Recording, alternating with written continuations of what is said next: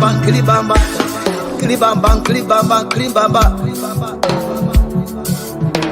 I want? Yes, what you about today? Yes, what you about today? Beseku. Bada. Skibidi dabado.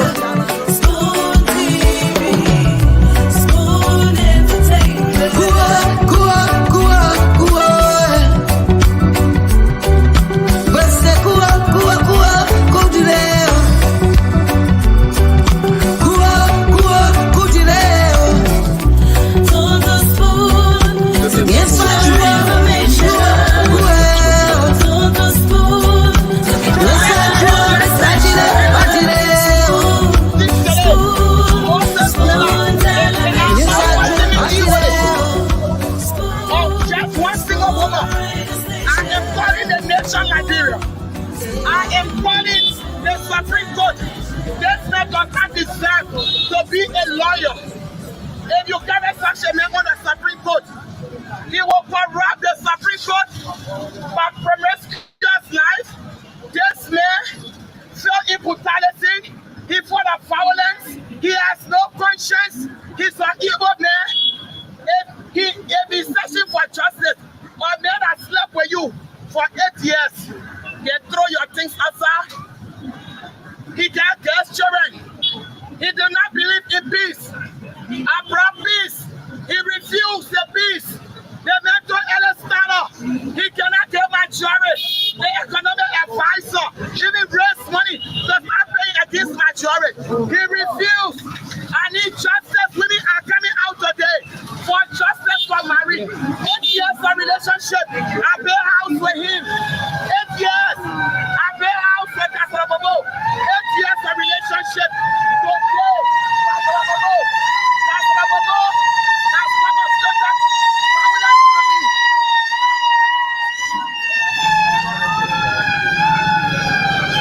I want to ask a question. I am calling women of Liberia. When you are saying the office, they pass you and ban him. The Supreme Court should take his license because this man is evil. This man is a witch. Johnny Bobo is a witch. He's a big witch from Molahu. Johnny Bobo is a witch. Johnny Bobo is a witch. Johnny Bobo is a witch. So women are here. Nobody should do business with him. Johnny Bobo is a witch. From my supporter to the State Nation to ask the legal advisor to the president why he dropped the case against me. I've done nothing. I don't know who this guy is. And he defamed my character for the work that I have done. For this country, for the land. I've served every government that I've come and I've left a print. But the legal advisor, Bushi Ben Keita, told the president of the Republic of Liberia, he instructed the Senate court prosecutor to drop the case without my knowledge. I did not drop this case. I want us to go through the legal proceeding. Whatever judgment that comes with it, I will settle for it. I am going to the mansion with my supporter. And I'm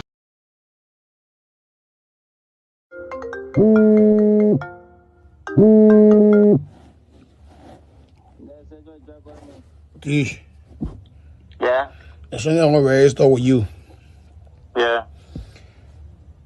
In a March, you my friend. I would not want to damage you, right? Yeah. And that's probably too. You don't want to damage me.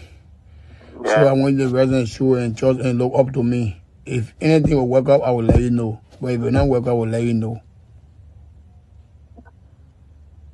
I want you to feel safe with me. Yeah, but I want you to make it like it's so hard for it, you know the No, I know when it's not possible, I will let you know. Oh. And I don't want to make because I know your platform is large. I will not want to say you too low. I will make a man understand that I have already made a man understand already. So, and the man somebody who, let me honest to you, somebody who don't know about this team. Yeah, only believe in professional work. But I told him, I made him understand that that joy is a political joy. You need to protect it. When you actually you don't have idea, and you don't have interest. I'm the one that really pushing it through, and I believe it will happen. Trust me, that wasn't sure. No, but he needs it. Yeah, he needs it. Build to that place, build how I run. Build how I run. And build move on that down niveau, how I run. Okay. All I put away eating money for that, build paying up a month, down niveau, paying up a month. And I ask the HR, the current HR or the communication director and whoever. So how you were working up now? How the money will coming? They were going to sign. You were signing for it. No, we're not signing. We're not signing. You take the money from the company account. The communication director call and we just call our money. Marco, right? Yeah. Marco. Yeah, Marco. That's the point down. They took it from Marco. They started giving it. The HR started handling it. Later on, they took it from the HR. The controller started handling it. Okay. Okay. I thought you were doing. I thought you receive less tax from the public. You had Julo J, you had all over can, you had all the men on that cover thing. Sekou Sherry do what there? Sekou Sherry, all that men on Sekou Sherry, all of them on that thing, brother. So Sekou Sherry on Dana Nimo on. Sekou Sherry on Dana Nimo on. In your way, built worry. Yeah, we built our way. That's why you see when you see, you know, MP don't have a tax. Okay. So you don't have also go attack MPA. But if you leave that area vulnerable and know that area big entity, we just keep attacking because we got nothing lost. Okay, I will see what because internet down. I can't get to him. I think he's in America, but now he might be on his way back. So I will talk to him and let you know. Yeah, just rest and show me. I will try to play my part. If it's not possible, I will let you know earlier. But give me one hour. Play the part or play the professional way. No, I'm not going to let. My man. There's a professional environment and money too. That means it's not going to bring a set load to anybody because you know you're the general. You are not trustful. People will buy idea where you take money from them and they say we call you. You know what all of you have done all in the past. No, I get to that thing. What made you stretch deal into T already? I can attack you. They did a deep backfire. I will not attack you. I can do my own operation. But I want I speak in the capacity as myself, not him. So anything will be exact. I will have to inform you in, but I will do in the capacity of talking in the capacity of me. So I will talk to him. Just as I will show you before. Yeah, but when you reach out, this is what you do. This is how you do it. I don't know how you can do it. When you're reaching out to him for us, because we already broke a lot of news on him. How you want me to say the idea? The way you already started selling the idea like you want to form a social media team. Then you go to him and say, oh, but then I was able to get in connection. Don't add that you know me. So I was able to get in connection with Sean Labure, CEO, who is friendly with my girl friend, my girl sister. So we talked and I told him that you my interest. And he said, you know, I have a problem with you. So I told him that, you know, because he been writing some stuff on you. So I told him that you should see fire this, that, and I want to reach out to you. We were just at that, by the time he started the conversation, then you know that you have to message with me. Okay. I hope you do. You don't abuse the friendship too. No, I don't abuse friendship. When friendship is established.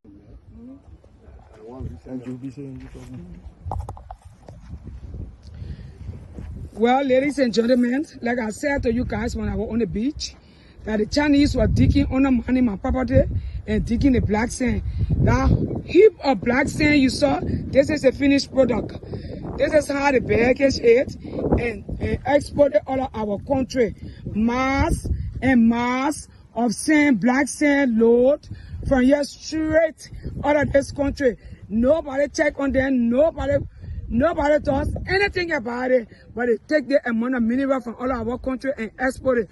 Trucks and trucks loads of sand leaves their country every day. According to the Chinese people, will you ever go to China and even touch the beach on their land? The Chinese people, for little or nothing, undermining this country all over this place. This is what I'm telling you about. This is the finished product. There's another side. You see it? Mass and mass and mass of black sand. Yes, sir. A special one from the CEO, Stan coming with the spoon. And your boy, Friday the Southern Band. Charges on the beat. Okay, tune to spoon to get your information, tune to spoon to form part of our discussion, to know exactly what's happening across the country, what's happening in the ministries, in the agencies, what are the policymakers saying, to get the breaking news, to know exactly what's trending. This is where we come every single day to give you the information. Thanks for joining us tonight on this edition of the Late Night Show, the Late Night Politics on Spoon. We are here live across the Spoon Network. My name is Nelson Colette. Thanks to our online audience who are here as well. This edition of the show promises to be great. Thanks to all of you who have joined us. And yes, kindly share the program as you come on. We're going to move to the comment section to recognize a few of you there. But before doing that, let me say thanks to the partner radio stations across Liberia that are relaying this program. Thanks to Gibi FM, thanks to Trust FM, thanks to Trend Radio, and of course Premier FM. And we're also live across the Spoon Network, Spoon FM 107.5, Fabric 101.1, and Super 95.5 FM. Thanks to all of you tonight for joining us. And this show is going to be great. A fascinating edition of the program coming up. Let me welcome our own man, Francis Jabate. I see he's in the background, all set up. Yes, we're all set to give you a great show tonight. Francis, welcome to the show, man. It's good to have you on tonight. Good. Thank you, Nelson. Good morning to you. Good morning to our folks in Liberia. Good evening, good afternoon, wherever you are. Thanks for being here with us. It's good to be back. Oh, yes, it's good to be back. And it's good to be here to serve our people. And another great edition of the program coming up tonight. But let me say thanks to our ardent followers, the people who cut their sleep off. And Francis, you wouldn't believe most times we go out there and people be like, oh Nelson, the late night show, we can sleep, y'all may call our sleep a whole night, and just like that. But it's a good thing that the guys are always here, and we appreciate the fact that they're always joining us. This is how we can make our country better, and this is the contribution we can make. And it's not just about us, Francis. And I always, like I've always said to those folks out there, it's about you guys also. We on this side, we on the stream, you on the other side of the stream, and making your contribution. Some of them in the comment section as well, making their contributions right there. This is just a unique way that we can all make use of technology, the freedom we have now to express ourselves, and the media space to be able to voice our concerns every single day. And so I'd like to say welcome again, Francis. You want to recognize a few of the folks in the comment section just before we do our official opening? Absolutely, Nelson. This is the most important part of the show, and we got to thank our people for staying up with us and joining us. So, let's say Neil Brown, welcome to you. Jawa Alex, welcome to you. We got Uriah S. Bryant, welcome. Chokon Kranga, welcome. D. Franklin Bondo, welcome. It's Kikema Fanny Johnson. Fanny Johnson. Sorry if I butchered her first name. Thank you. Abenigo F. Boyman. Somebody will take you to court. Welcome. Boy Gibson. Welcome. Lavette Bondo. Welcome. Victor Morgan. Welcome. Raymond Barron. Welcome.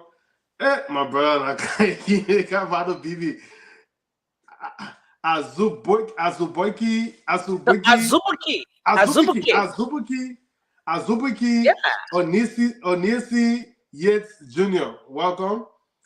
Thomas T.F. Davis, welcome. And he put the breakdown of his name before I even got to it. Yeah. Samuel Yeah. Mansure, welcome. Angela Smith, welcome. Maria Dia Gia, welcome. Kolu Blama, welcome. Antoinette Jala, welcome. Cindy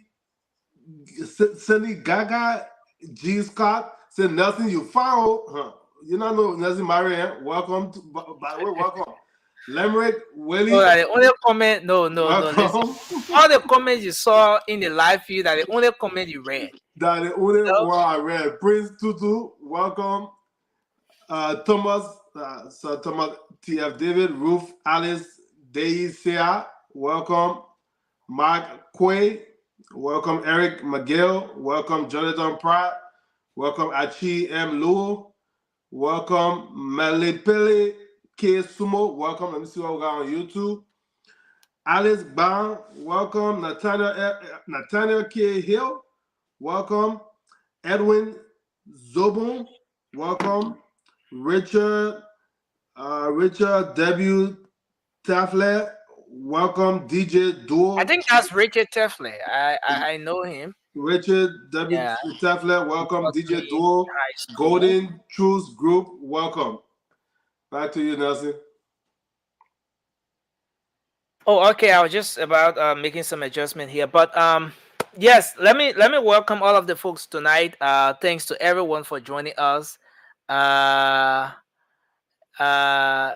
So I see. Where do I start from? Um. Okay. Let me come all the way here. Okay, so let me start with DJ Do. DJ Do, thanks for joining us. He said, "Hi guys, Emmanuel Dixon." Yeah, I'm not too into the plenty middle names, but Emmanuel Dixon, welcome. Thanks for joining us. He said today is a birthday. Emmanuel Dixon, Happy happy birthday. birthday to you. We wish you all the best as you celebrate your birthday today. Elma B. Collins, she says she's here. Thanks for joining us tonight. Melly, okay, I think it should be Melly Pale, Many Pale Sumo. Thanks for joining us. You said you following from, you said, I'm watching the platform from St. Louis City, the United States. Thanks for joining us tonight. Dr. Abubakar Kele is falling from the RIA. That's the Ralphie Highway. Thanks for joining tonight. So many of you joining us. Should I say welcome everybody, and then we move on? Let me take a few more names here. I see Rakibai Tumbe Senior is falling from Minnesota. Thanks for joining us tonight. Emmanuel Kangi. Thanks for being here tonight. Thanks for the hard work. He says, I see a lot of folks here. Golden Tools Group. I think this should be a business profile, but you following via YouTube. Thanks for joining us tonight. And let me move a little bit. I see Thomas Fahau. I see MacArthur Williams. Thanks for being here tonight. You say you're watching Jefferson Lake. It's been a while. Jefferson Lake. Hope you're doing great. You said, yeah, I'm back. Been long, man. Yeah, Jefferson, indeed, it's been long. Thanks for being here. And Jefferson, let me just tell you, most times we get asking for you. Always keep her eyes in the comment section. And when she's not seeing some of the regular commenters, and she'll be saying, "Oh, this person, it's been a while since we last saw this person." So Jefferson, like it, I would tell, you here now. It's been a while, but you're here. Cindy Geges, G. Scott said, Nelson, don't mind him. Oh, I'm married too. Okay, so yeah, So that's it. Don't mind, Francis. I see Johnson Weirfair. Thanks for being here tonight. So a lot of folks here. Let me go for a few more. Poka Kofi Brown is following. He said, welcome to myself too. Yeah, if nobody welcome you, welcome yourself, my brother. That's the way to go. Emmanuel Bala is here from Dallas, Texas. Thanks for joining us. Thomas Fahawu is here again. Thomas Silly. Mr. Markel Maulu, thanks for being here. Mr. Mikel Maulu, thanks for being here. Thanks for joining us tonight. And then I take the last few. Rose Khalib, thanks for being here tonight. Joseph Waluba is here tonight. Thanks for joining us. He says, actually, the Liberian government needs to take serious actions against those people because if no action is taken, the Chinese, these people will spoil our country. JMB needs to talk something about this matter. I think he's speaking to a video that we played initially. Right. But thanks for being here tonight. We appreciate you. And let me say thanks to the rest of the folks here. Louis Honorary, Nathania Brown, Prince Tutu. Prince Tutu. Yeah, Prince Tutu, you want us to discuss? You say you ready, name and number. But Prince, reach out to me on Messenger. You can get me on Messenger. The numbers will be up. The regular numbers we take calls with on the late night show is my number as well. It'll be up. Hussein Rogers, thanks for being here. We appreciate you. Emmanuel Watson and the rest of the folks here, we appreciate all of you. Thanks for joining us tonight. Francis, I just like us to go straight into the show. You want to do your opening quickly? Tell us what's on your mind. Let me get the rest of the guys coming on. Let me get the link here for the rest of our guys. But go ahead, Francis. You want to do your opening quickly? Just before. You said something that really sunk in with me, and especially when you talk about this show that will come on every night. You thank our folks for staying up with us. And yeah, it's true that it's actually about them, because we are all just talking heads on here. That have sometimes free time or opportunity to sit somewhere and just talk. But talk is cheap, right? But what they do with the information that we put out there, it doesn't matter which part of the aisle you're from, Unity Party, CDC, Liberian Party, whatever the case may be, the information is good. Because, we saw what information did last in the past election, so it's very good for our people to be informed about what's going on. But so with that being said, one of the things that's on my mind today, especially watching the earlier show on Spoon Talk with Senator McGill, it made me just think that some of our leaders probably just lack leadership ability or just don't care. Senator McGill said some things that, yes, I agree with, or maybe it's easier to agree with when the panel is asking questions about, let's say, things about establishing work economic crime code. I'm surprised he said yes, he has a caucus of 11 sedition that will vote for it, and he will mobilize to pass the resolution through. That's all good enough. But when he admitted that the CDC government under the president, we are pro agenda, hire over 700 people at the executive mansion with no plan on how to employ those, how those people will get paid. And he said, it's just $150 or $200 a month. Then the GMB come and fire all those people. Are you kidding me? So the way to help the people is, just putting food on people's table. How you putting food on people's table? You're overloading the payroll. You're not even going through the civil servant group that hire people, but you just brought people in. You just take people and just put. It doesn't matter if you are putting United Party people there or ANC or CC, whatever the case may be. But it just a pile of people with no. What's a job title? What's that role? What duties would they be performing? You see, my people there. Let me just say something about Omar and Papede that are listening to radio and stuff like that. When it comes to government in any country, government's supposed to be the smallest. Government's supposed to be so small that you have to probably think twice before you even call on it, unless you're in dire need. Government has to be the place people run to. But you know what they do that thing for? They do that thing, and even the same thing happening in this government too, because we have to look into all what Senator McGill said about the hiring bunch of advisors in the executive mansion. How many advisors do you need in the executive mansion? And then, honestly, just to give him credit too, if they are being paid like $7,000-8,000, like these senators and maybe ministers are getting paid, but then you cut in 700 people, that's also ridiculous.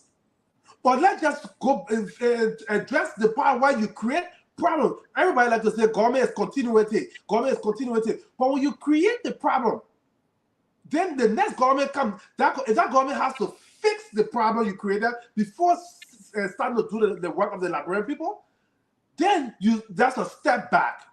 The government is continuity, so becoming to continue and build on the progress of the past government. Not come to dig the Liberian people out of a hole created by the past government. Francis.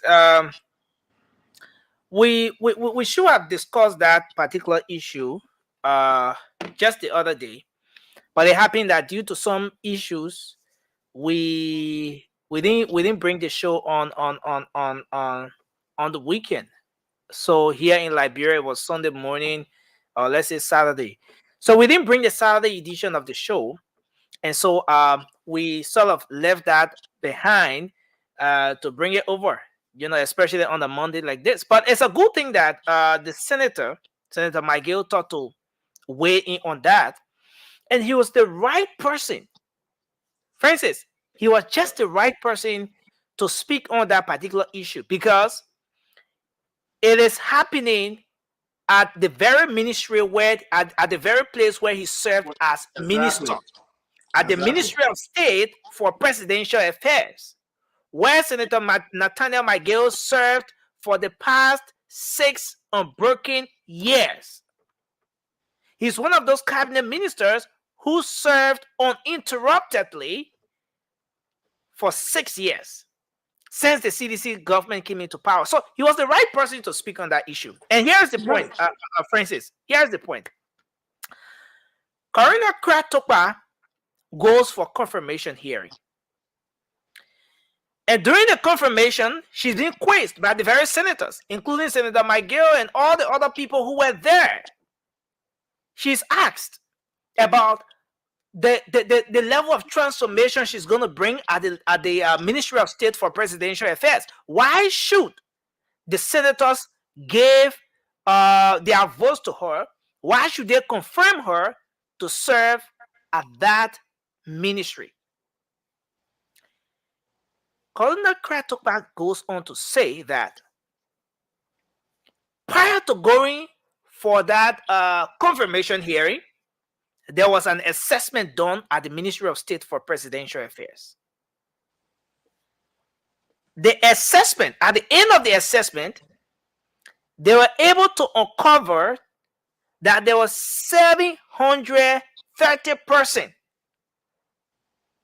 on a payroll that was not the official payroll of the institution.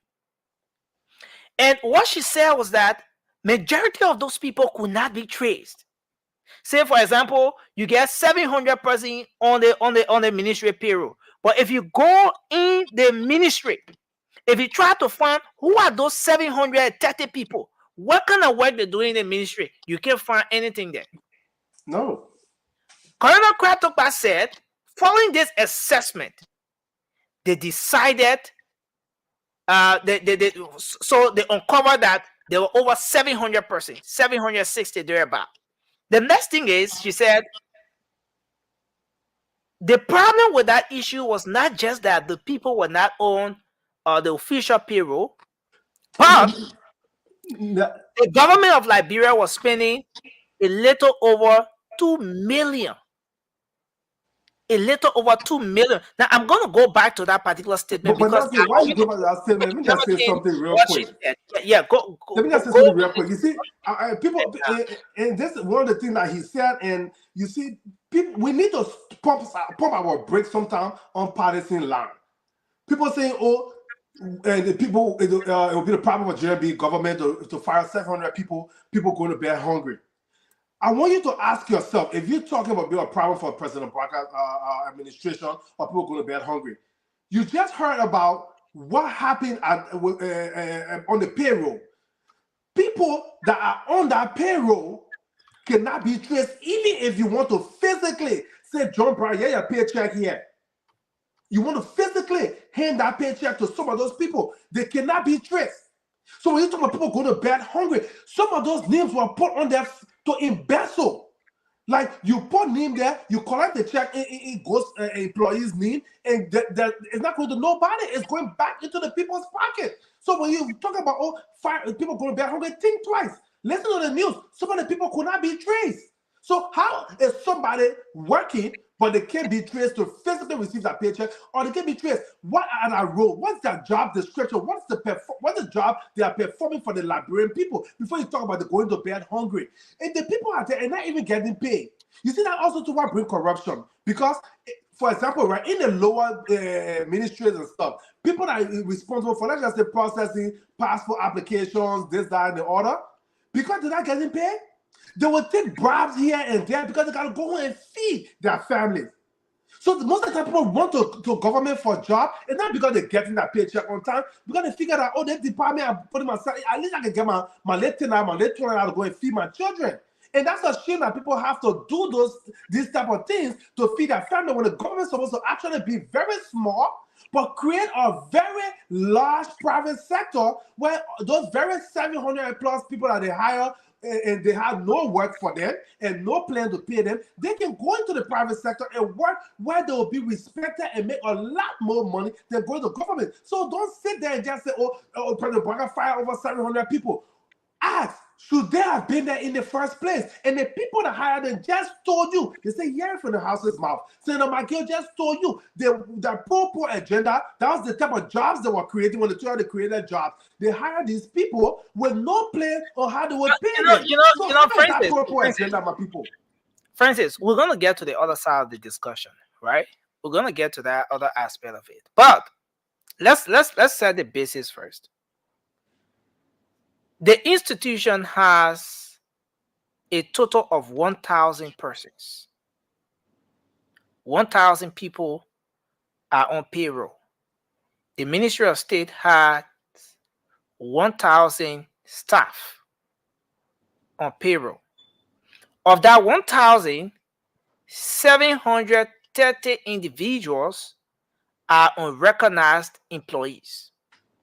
That's how Anthony Colonel Kratuka referred to those individuals, unrecognized employees. So those people did not go through the civil service agency. They are not on the official payroll of the institution. But guess what? The government of Liberia have been spending $2.7 million annually on the salaries of those individuals. $2.7 million every year on the salaries of those individuals. Now, first thing is that they're not traceable. It's difficult to trace them. When following that confirmation hearing and everything, Colonel Kratuka is confirmed, and she goes to, she starts official activity. The information is that they ask those people to come to work, to be coming to work. Still, they can be able to identify those 730 people. Okay, they say all the 730 people, you come to meeting. The people that went to the meeting, they don't reach 300. They don't even reach 200. There and then, the ministry decided to pay the people off. Pay the people off. Then, the issue of how many months are you paying them off? How many months are you giving them? All those things, those issues came into the picture. And then the next thing is that there's a protest on the grounds of the mansion. There's a protest, and things almost got out of hand. But let's face few issues here. and it's good you brought this up, Francis. We're going to go to the other issues. But Senator McGill said that those people, some of them making $150. Why should you remove someone who's making $150 from on a payroll when that $150 can feed that person's entire family? They can feed only for the entire month. Why remove that person from payroll and be bringing in advancers? But then the next question is, when did the senator now, former minister of state, realize that there were too many advisors at the Ministry of State? When? All right, and there's no reason why anybody should turn their back to this. Believe it or not, the dismissal of those individuals is going to send a strong message. If care is not taken, and that's the other side of it, Francis, if care is not taken, this is going to turn a good number of people against the Unity Party administration. Now, because come to think about this, in reality, it's not 730. And I'm going to come back to you, Francis. But in reality, let's assume in reality it's not 730. But maybe you're talking about 200 or 250 real individuals, real persons that were on that payroll. 250 persons, let's assume that their household, their family, maybe they have 2 other dependents, the list of 2 other dependents, plus those 2 individuals, plus just the 1 person. So 250 times 3, you're talking about 750 persons that you're kicking out of job. You're taking bread from that table. Is there any way the Unity Party government can work around this thing without affecting a good number of Liberians who equally believed in the rescue? Now let me give this back to you, Francis. Yeah, Nelson. You see, that's the sad part of the whole thing, right? Our politicians use our people as pawns. They use our people as pawns. That whole proper agenda that they came with and talking about, oh, they told people, how in the world can you just say, oh, because we wanted to put food on our people table, that's why we just take people and just say can't get on payroll? Because like you said, they call for the meeting less than 730 people, but you got maybe 200 or 300 people that show up. And then let's just assume that all 730 people show up. Ask John Brown, what's your position? Mary Paul, what's your position? What's your job title? What's your job description? Do they have job description that they are performing? So they use our people with no care for them. Because he himself, they didn't have plans to pay or how they would pay them. So you have those people on the payroll just for the sake of being on payroll, but they're not working. So those very same people were just sitting at home. They were not performing any functions, and they were not getting paid. So they were still hungry anyway. So now because the current administration has come in to say, no, I'm going to cut this payroll, I'm going to take these people off the payroll, these unnecessary names of people that are not even existing. Now you want to make it a big deal? But and while doing so, some people that were actually probably working at janitorial staff or something like that, maybe they will fall into that category too, and they may be caught. And that's the unfortunate part. But this is not just to the past government, but because it started from there, it's for the current government too. Stop just hiring somebody because your preference recommended. Francis, is there any reason why someone should buy into the argument put forward by the senator? On the other hand, that look, instead of cutting those people, removing those 730 people from the payroll, get rid of some of the advisors. Okay, Nelson, let me agree. Look, get rid of the advisors, leave those 700 people or 730 people on the payroll, get rid of some of the advisors, and then that can be a very good way of working around the situation. No, Nelson, that's not correct. That's not correct at all. Let's just look and say, okay, if there are too many unnecessary advisors that can pay a lot of money, because those people too, if they are necessary positions, they are costing the country millions. But you can't say because you have too many advisors, All right, these advisors have job titles, right? Even if you're advising the president or kitchen cabinet, it may not be necessary, but that's your job title. That's a function you have. But those 700 people, do they have function? And are those people showing up to work? Right? They're not showing up to work. So you can say fire some advisors and pay those 700 people. But are you going to be paying people and there's no productivity? That's what's suffering our country today. You see in other developed world, they don't just pay you to sit on your hand. When somebody is paying you, you have to be productive. You have to be producing something that will help. So if those 700 people are actually doing something to move the country forward, right? That means you are still, the executive marshal has 700 people, they spread out throughout the country, and they're actually working, bringing progress and development to the country. Then yes, fire some advisors, use their paycheck to pay those 700 people. But that was not the case. That was not the case. Those 700 plus people were just hired so that they can say, we create jobs. So that those people, they too, you know, put like, they say, oh, man, I just sit here a widow. As soon as they say they get small money for all, let me just go collect it. That's what they're hoping for. It's not because they're going to work. Actually okay, Francis, let's look at this from the other side. Let's look at this from the other side. In the midst of everything we're talking about here, you cannot disassociate the politics from what we're talking about. Because of the political reason, we still have the motorcyclists in the streets. There were times when previous administration wanted to remove those guys, and the guys said, oh, we voted for you.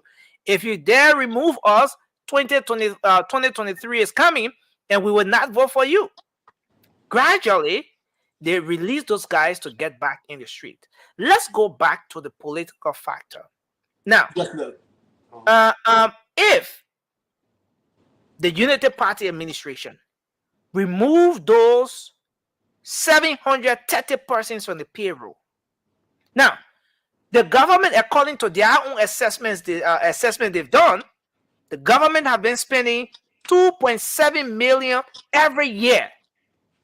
2.7 million USD every year. And I'm thinking, just right? on the executive marshal, right? Payroll. Oh, no. I'm talking about on the unrecognized individuals.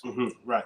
According to Colinda Kratupa, she said they've been spending 2.7 million annually on those 730 people. So considering what Senator McGill said, Francis, I want us to do a quick math here. Considering what Senator McGill said, he said those 730 people, they incorporated them because they wanted them to get something to do, and some of those people making that $150, just to keep themselves up. But let's take $300, right? Right. $300 on the average that each of those 730 people are making, times the 12 months that you have to pay them for. Each person will be making $3,600, and you times that by 730. You be talking about, and Senator McGill was somehow right. All right, Francis, if you took just 300, so let's not go by Senator McGill's calculation of 150, right? If you took $300 per person. Times 730. Times 730. You're talking about 2.6 million and some change. Exactly. 2.6 million and some change. So it means that this is what government have been spending on those people. So between the 2.6 or 2.7 billion and that of the political factor, Francis, if this government was to end the need of trying to save herself 2.7 million, remove all those individuals, what do you think would be the chances of this government, this administration, come 2029? All right, Nelson, that's a good question. But see, that's the problem we're also faced with, not just in Liberia, sometimes too around the world. We see it even in the US and stuff like that. People don't put the will of the people first. They don't put what's best for the country first. They put what's best for themselves first. Like re-election, the president, we came with this free tuition-free universities and stuff. It was campaign and propaganda, not just because he thought it was the right thing to do. People can say whatever they want to say. Because when you talk about free stuff, the government has to subsidize all of these things, right? So it was not free. But when it comes to talk about this thing right here, I always mention Nelson, the late Nelson Mandela when he came out of prison and became president of South Africa. He went for 1 term. I'm not saying there's no corruption in South Africa, but he laid a foundation. Yeah. Right? That cut a lot of the bad practices that they had. So President Barker is in similar position. President Barker is uniquely positioned right now, right? But we are assuming, I can assume, right, that he's not going to run for re-election in 2029. Yeah. It doesn't matter how. But the Unity Party is there. The institution is there. I get it. But VP Jekun wants to run 2029. Yes, but then Jekun should also put country first. Put country above party. Country above party. Look, Francis. Yesterday, like 2029 said the same thing. Francis. Now, come to think about this. Okay, let's do this. Put yourself in the shoes of Vice President, His Excellency Jeremiah Kun right now. Sitting near Omen Bwakai, the president of the country. And you guys are discussing this 2.7 million annually for the 730 people who are unrecognized on the payroll of the Ministry of State. Right. Now, let's do something here. We just did the math about, 2.6 million. The average of 300, right? We came to 2.6 million. But let's go back to the 2.7 million, right? You say 2.7 million times the 6 years of the Unity Party administration, you'll be talking 16 million. Yes. So 16 million is on the line for the next 6 years of the Unity Party administration. 16.2 million is on the line. Yeah. Versus save yourself this 16.2 million, and maybe you can still have some of those people on your side to vote for you come 2029. If you were in the case of the vice president right now, see they're right next to the president, and this issue is on the table, you have to make this tough decision. What exactly will you be telling President Barker right now? Okay, I will tell President Barker. I'm thinking considering that you have your own political future. Yes. 2029. Yes. Think I'm not in Vice President Jeremiah position, but if I would sit here and tell the president we have a hard choice to make. Yeah. One, you just calculate 16.something million in 6 years, right? 16.2 million. Yeah. So right now we're talking about $2,628,000 annually. First of all, we say I'll tell President Barker, look at our hospitals, no medication. What can $2.6 million do for our healthcare system? Or fire burning our people's houses every day. We can better get fire trucks to go. Water and sewer, talking about the need, I think 20-some million dollars, right? Just to replace all the water and sewer line inside of Montserrat, right? Not even the country, to run new water thing, right? Imagine you can replace some of those things. Then also some of these people that they talk about taking food from the table, they got children that are going to school. Hey, President, we are talking about free education. This is how you pay for it too. If you decide to just say, you know what? This $2.7 million, I'm going to put it add it to the education budget and make education actually free for those very same people that can send their kids to school. You may not get everybody. Even some of these 700 people that join on the list. One second, let me finish. Even the 730 people that they call it agenda, right? If you look at some of that voting card, they didn't all vote for George Weah. So it doesn't matter. Like people are not just crazy. You think what people just run by their belly? Politically, no. I'm looking at the developmental aspect. If you bring good infrastructure, the people will have work to do. They don't need government. I sincerely respect your view on the political aspect, on the developmental aspect. But again, my question was specifically about the political aspect. Yes, but that's not that way, Nelson. Remove those people, save yourself 16.2 million over the next 6 years. What do you think will be your political future? Now, I see a lot of people in the comment section So many of those folks say, "Oh, Nelson, the people in the Vasco, don't be waving. You'll be in the background there a little. You can't spoil the issue here." But listen, so many of those guys are saying, "Oh, Nelson, these people, they are ghosts. In the first place, ghosts were not doing anything." And we're gonna come to that aspect. Vasco will tell us tonight where the money for some people that not exist, where the money are going. You will tell us where that money are going on the CDC. You will tell all that one. But listen, let me come back with this question, Francis. Do you think the Unity Party will be as strong as we saw her in 2023 if the UP, this administration, under which VP Kun is serving as vice president, do you think his political future will be as bright as he imagined if those people were to be removed? Because, for instance, the fact of the matter here is, yes, 730 people, Anthony Colonel Kratokla said it right. Some of those people do not exist. Evident by the meeting they called them for, less than 25% of that number of people went for the meeting. Granted. But that does not erase the fact that there are some of those people, they are flesh and blood, real human beings, part of that listing.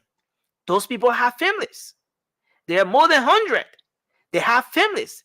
If you were to remove them, okay, so let's forget about the 730 because some of them not exist. But if you were to remove them, do you think it's going to send a good message? The optics. Nelson, the first question to ask is, let's just assume the 300 people that show up, right, that are on the list and show up. Let's just ask them, what are your job functions? If the person said, okay, I'm the cook, or I'm the janitorial staff, or I'm the secretary for this office, this, that, and the other, right?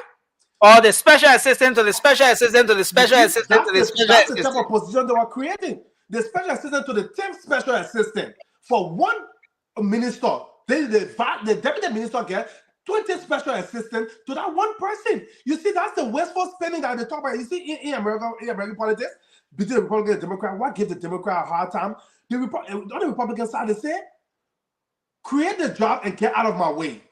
And let me tell you, Africans, we are conservatives to the core.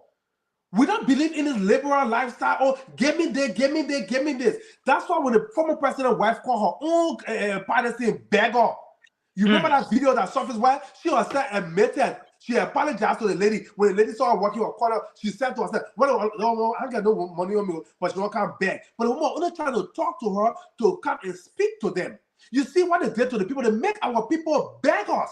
Then they call them beggars. You see? So a lot of people don't want to be beggars. They're not listen people. Create the job for them, create the opportunity for them to work, and they will leave you alone. But they try to use our people for that political gain. You see when they talk to so you think the political future will be bright, in short? It doesn't matter bright or not. But what will make it bright is when you cut these people off, right?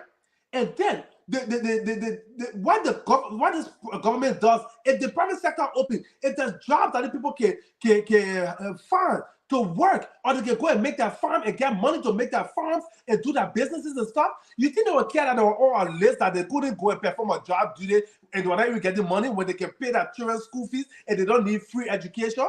Thank you. They would care? No. Because you created the atmosphere for me to be able to take care of my family. It doesn't matter how they take care of the family, so long as it's legal and moral.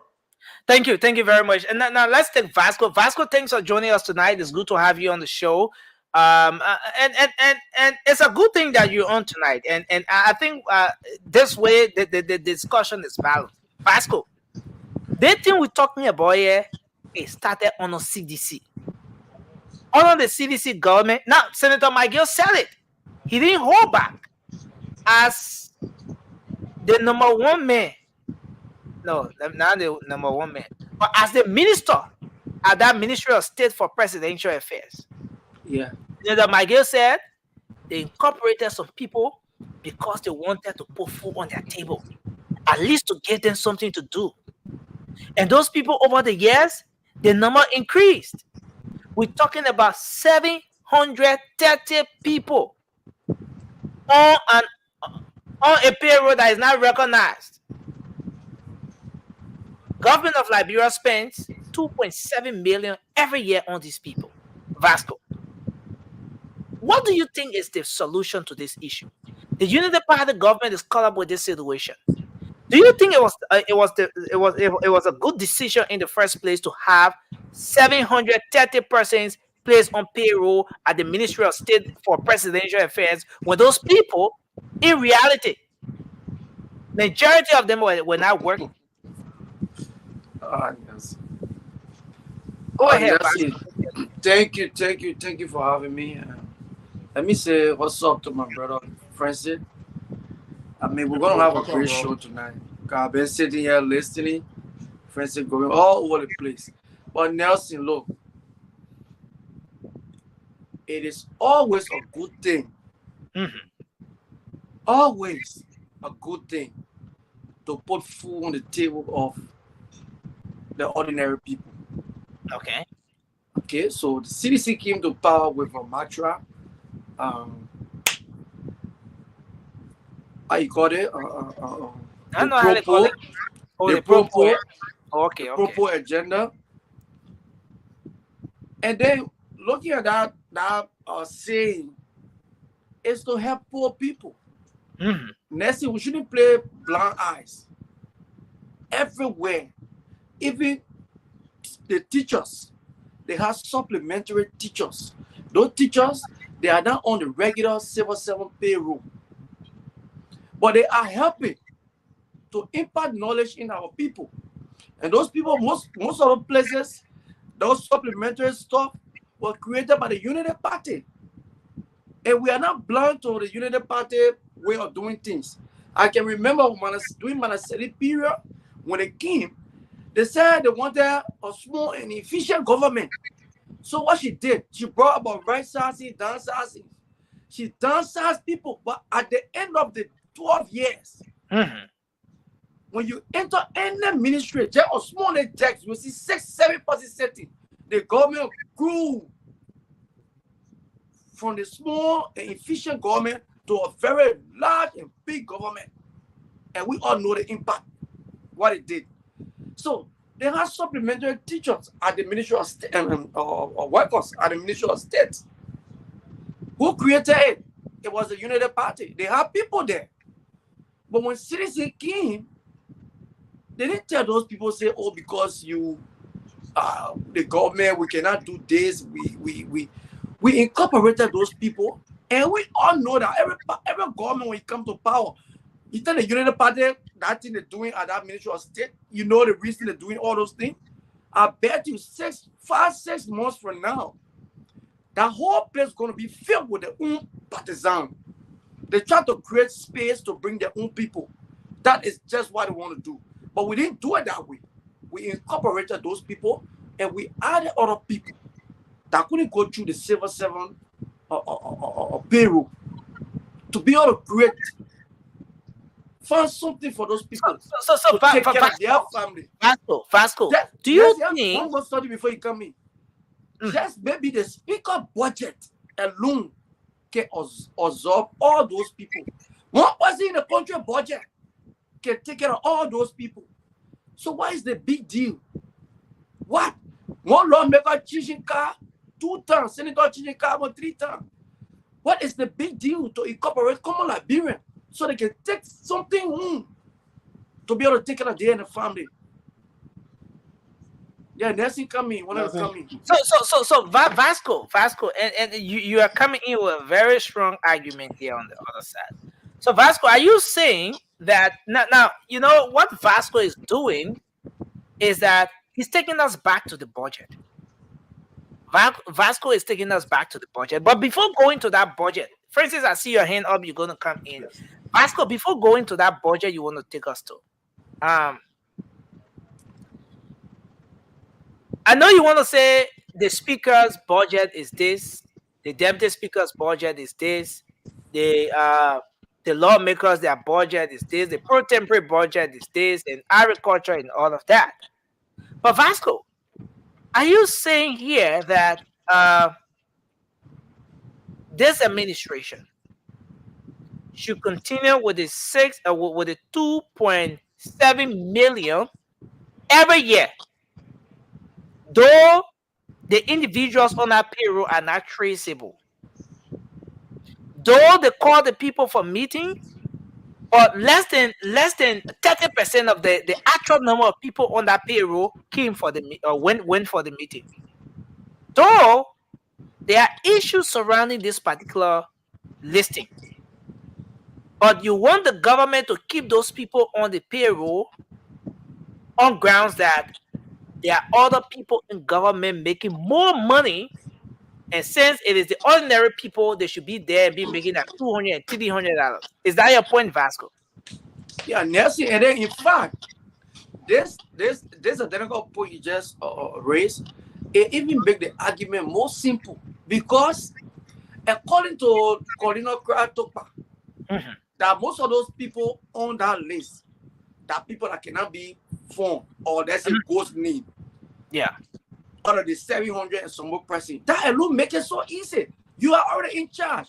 If you observe that there were ghost names, get rid of those ghost names and the real names that then, I mean, the number have already dropped and be able to maintain them so they can be able to take care of their family. If you come into you say most of the people that are on the list, they cannot be seen or they are ghosts, then the little that you have, maintain that alone will drop that budget.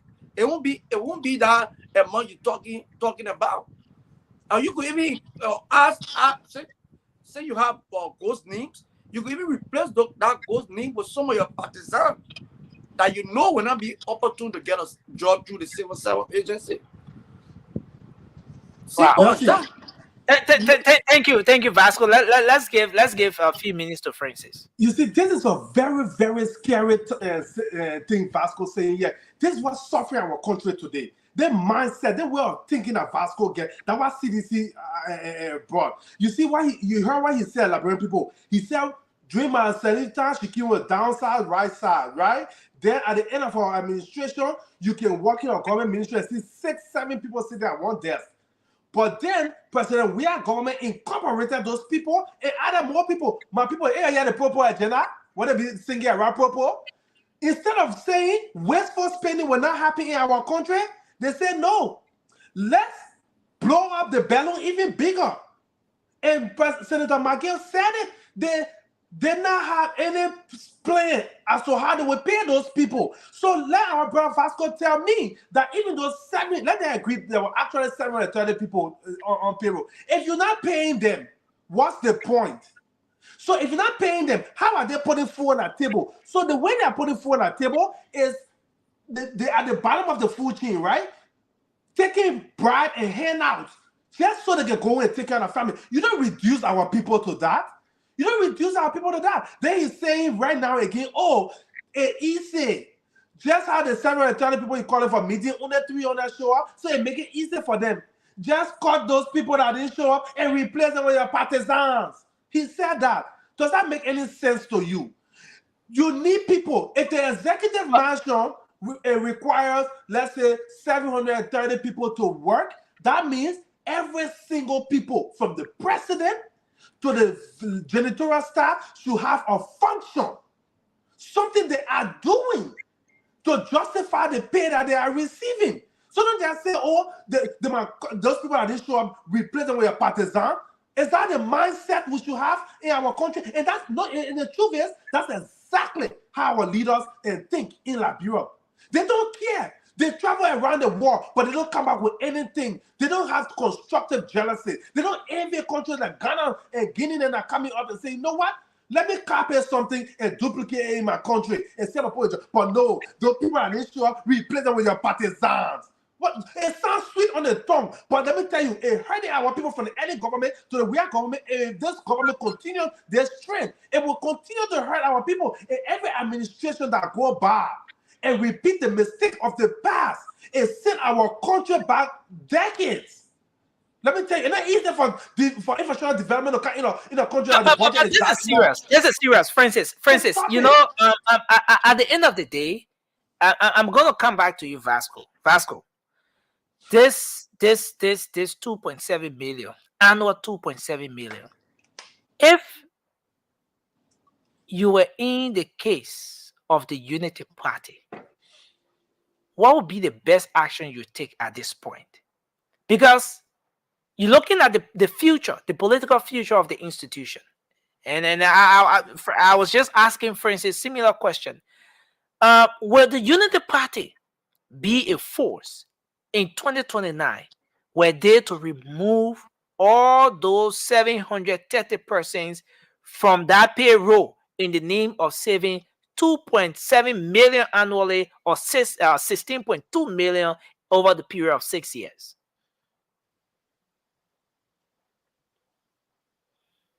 You are muted. You are muted, Vasco. Can you unmute? Yeah, go Okay. ahead. Right now, if you Mhm. if you have election in Yeah. Liberia right now, Yeah. the United Party will lose bigly. Why? Look, because the Liberian people they expected too much. The campaign promises, no propagandas and things, they work. So those people they don't want to listen to all these kind of different talks all over the place. They want to see action. There are so many times I listen to these people saying we're going to create job. We will create job for you ordinary people. You will work. In creating a job for the ordinary people, you have come and try to take the ordinary people out of job. And this is a bad policy. You see, and most of us will sit in America because the way we work in America, yeah, people want to take the American system and take it back to Liberia. Look, Liberia, from the time that country was funded, government have been what? The higher employer. Government. Everything we talk about, oh, the private sector, private sector. Tell me, which one of the year or which government that ever came to power, every time we talk about the private sector, how many Liberians can you find out there besides the few companies who have it around? Those few companies will maybe employ 5%, 10%. Then the rest of the people walk around, drive keke, ride motorboards, and all over the place. So the little one, when you have them working, because if one person work, that 150, that person have, they should be taking care of 4 to 5%. Vasco, we're about to make our quick transition from this talking point now. But just a quick one to you and to Francis, then we transition. What do you think, aside from keeping those people on government payroll, what do you think is the best way for government to address this particular issue? Now, assuming you don't want to keep them there, what else? What are other means you think government can explore to be able to at least get food on the table of those people? Nelson, right now, the best thing the government can do, look, the government would negotiate with these people, talk to them. Look, right now, the government is stranded. We're looking for money, and we're doing this and we're doing that. So for this length of time, this period, some of you people are making 1 something or 150. We want to appeal to you guys. Maybe 2-3 months from now, we won't be able to give you that amount because we don't want to take you guys out of job. So we'll But be able to give you. if they did that and reduce it, you will come back as an opposition to say that the government carry on harmonization. Nancy, that is okay then for you. You see, that is okay then for you to what? Take the food for the person more. Look at in a mansion. How many? Even just say maybe 2 or 3 advisors to that president because the president get more than I know how many advisors in that mansion. Just 2 or 3 advisors to that president. The money they pay them annually can take care of that group. Because you're not telling me Mandela Copa in that mansion, she be making close to 7,000. She's a political advisor to political advisor. She be making close to political advisor to the president. Okay, then if that woman should have been fired a long time. Political advisor up to president, there are a lot of mistakes coming from the executive mansion. What are some of the advices they're giving the president? You got all these people over there. Look at all the men who they made. That paper who gave you work with the main or foreign affair. That old, yeah. You want a small efficient government, but you have almost 15 advisors paying you some money. Then you want to take bread from 730% table. But Vasco, where do you think that the ghost money, the one for the people who now exist, where do you think that money been going? That ghost thing they're talking about, ghost they came from the United Party era. Because I can remember the United Party had 300. Okay, so United Party had 300. So you want to go to United Party era, but okay, let's assume United Party introduced the ghost names. Yeah. After United Party, where the ghost names money were going under the CDC? Well, Nelson, this is an allegation. We have to see documents. Oh, no. Under the United Party, listen now. You say the ghost names started under the United Party. Fine. So when you transition to the CDC, so because the United Party, we can ask where the money are going. Because but under the CDC now, where the ghost money were going. That's what I'm saying. That ghost names that Corino are talking about. No, that certain group of people know certain things. That names you're talking about, it came from their days. Those 300 some more people that they have working as supplementary workers. That's the list you're talking about. Sedition, they're all living people. You saw the people in the marshal. You saw the people in the marshal, Nelson. Someone in the comment section say you got some the money. Elegant design there. Vasco got some the ghost money. Nelson, the Liberian people will know. The Liberian people they're about to know now. And that's why you defend him, because she says you have some of the ghost money. But let's hear from Francis. Let's hear from the Liberian people about to know who really love them. Who really love them and what they're about to see now. You see, Nelson, that's why liars don't like me. Because when people are talking, I can listen. First thing you see our brother Vasco King, he said, they like to point finger. We don't let the point finger, right? But if you're going to lie on a public platform, you should remember what you said in the beginning. I said people had to call it. Vasco never thought to call it. Running around with no direction. He keep it came from downside, right side. But at the end, a lot of people there. You go in the office, you see 6-7 people around the table. But then we didn't get rid of that people. Then we just added more people to it. But then now he come out again. He said, "I tell people only the people that show up CDC added, but the people that were not visible, they keep for Unity Party." But why did you see all those 6-7 people sitting at a table in each ministry? When you said that the gospel keep for CDC for Unity Party, so stop that thing. And you see the mindset of people like Vasco. The mindset of people like Vasco is what killing our country. They may say, excuse me, Vasco say, "Oh, from time immemorial, the government in Liberia always been the biggest employer." So Vasco say, "My people are here, oh God, until Jesus come back on Judgment Day, we should accept the fact that Liberia will never be self-sufficient, because we know government being the largest employer has never worked for any country around the world." But Vasco said, because it's always been happening, that one we should just take. But then now, let's go to the point where they talk about even the 300 people that show up, for 200 people that show up for that meeting. Do we even know if those people had job title or description? Do we know that? We don't.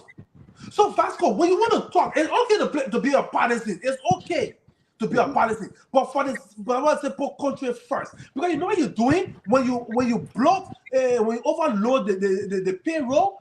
So all the 6 years that you have all these people there, right? All those money that the ghost needs, you've been pocketing it, right? They've been pocketing it, because that's the money that's been spent every year. 2.6 or around 2.7 million. You know what you're doing to the future of our country? You know what they're doing to your grandchildren? They are stealing from your grandchildren. They are stealing from our grandchildren, from our brothers and sisters that are going to school in ABCs, first grade, second grade. They are stealing their future. So you sit there talking about, they take money. The people don't even get the money in the first place. You don't pay people for 6 months, 8 months. Then you talk about the people that you taking food from somebody's table because their name is just on a list. Francis, don't you think Vasco is making a logical argument here when he said the majority of the people, the 730 persons we're talking about here, they are ordinary Liberians with low income. Some of them have little or nothing doing. They have their families to feed. Do not remove them from the payroll.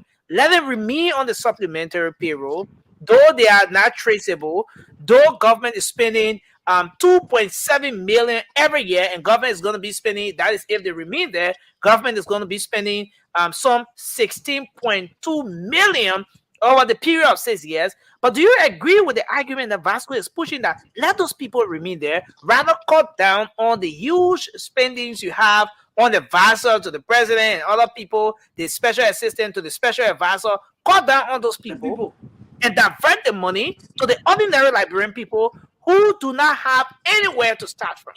Do you agree? Vasco is not making any logical point. So stop polishing this thing. Because we are saying, yes, if there's unnecessary, no, he want to talk about advisor. But you have a bunch of people that you no, let me just answer your question. People, for instance. Let me answer your question, Nelson. Whether we're talking about this list, but when it comes to all the advisors that they have in the executive mansion, like they had before them, before President Barack came into office, and he's continuing now, if there's wasteful spending, cut wasteful spending. But you're talking about supplementary staff. So if the civil attorney are supplementary staff, the primary staff, the original staff, not even getting paid. So you're paying 2 people.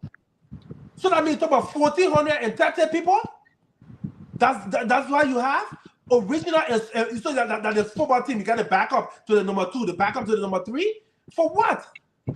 Put that money somewhere. They brought free education that they couldn't fund. The University of Liberia leaking. The pamphlet that was cheaper when the students were paying school fees, by the time they brought free education, it went up. So take that money and put it into education. Take that money and pay our police people that risk their lives day in and day out. When we call them, when we say come and because somebody breaking through my window, you're not paying those people, but you got ghost them. They talk about the people that we getting paid. So my girl said it. They didn't even have plan to pay those people, but they said pro agenda. So when they say, friends, say you're near the list of Ministry of Defense, though you might collect your paycheck whenever we get money to pay you. Vasco, you're near a foreign affair. Whenever we get money to pay you, we pay you. Nelson, you are an internal affair. How you run a country like that? Come on, Vasco, be logical. We will get our foot on the neck of this current administration because our people deserve better. But you just sit here and lie. Oh, walking into the government for early, there were 7 people at the table. They were then now you come out and say, oh, they were ghosting. But you saw 6-7 people at each desk when you took over for early after 12 years. But now they are ghosts. Then you talk about, oh, those people that didn't show up, President Barack can just replace them with a partisan. You see that type of mindset you get. If that was during your term, if you ever dream about doing audit, those 400 people that did not show up, you will definitely replace them with partisans when there's no need for that. That's what you're expecting President Barack to do now. And if he tried that, that would be a problem. We will all castigate his administration for that. But you ain't getting no solution. You're talking about, oh, they're sitting there having say money, bottle time. It might be happening now. Our people don't want a small thing, but what small thing you giving them? Hey, you're one of the advisors to the president. The people are still hungry. I'm telling you, they should cut spending. That's the problem. You get money, then you're spending money. We all talk about the representatives should cut a paycheck, senators should cut a paycheck, and there's a bigger issue we have. Our country is so small, but you got 2 senators from each county. What sense does that make? You got about 17 representatives from one county in Montserrat and other places. For what? Most of how many representatives you need? Nema, Grand Judah, all these places. How many representatives you need? 1 senator from one county. Let's just say 2 representatives from each county. That should be better. It will cut. You want to keep that paycheck? Do it that way. You see, but Vasco they got no plan because they were not planning to be out of power now. So now they're using all this crazy argument to come and say, oh, they're taking jobs from the people. Liberian people, don't let them lie to you. Y'all not even getting paid. Y'all should pray for the administration to create the atmosphere, the environment. You get idea. What kind of idea the administration having to create avenue? What?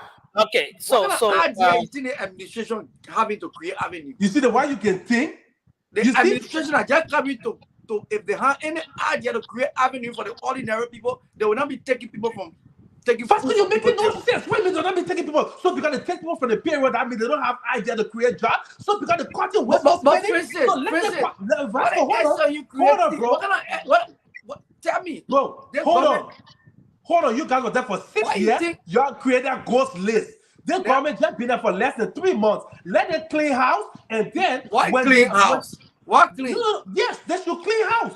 They should clean house and make sure they can balance the payroll, balance the budget. We got a budget that everybody's still complaining about. But you say, oh, they want people for the payroll, but what kind of idea? Huh? You're there for 7 years. I mean, for 6 years. So my question to you, Francis. So guys, let's do this. Guys. I want to post something up real quick, right?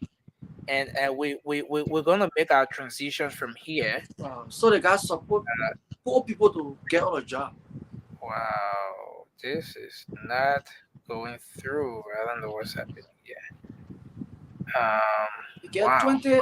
Okay, so I think I'll share the screen from here because this stuff is not going through from here. I think I will have to share the stream.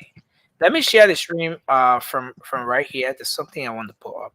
Since we're talking about this, let me try to put this. But Vasco, you okay, so let me put this up. So I don't know how many of you can you see it? Can you see what's on the screen? Okay. So right there you have the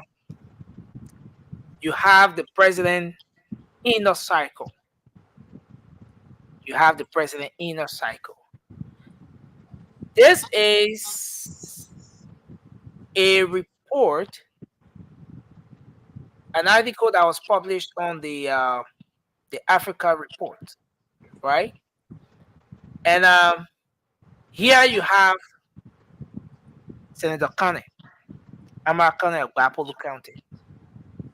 There you have, who do you have next there? Next to him is the foreign minister now. All right, Madam Beslow.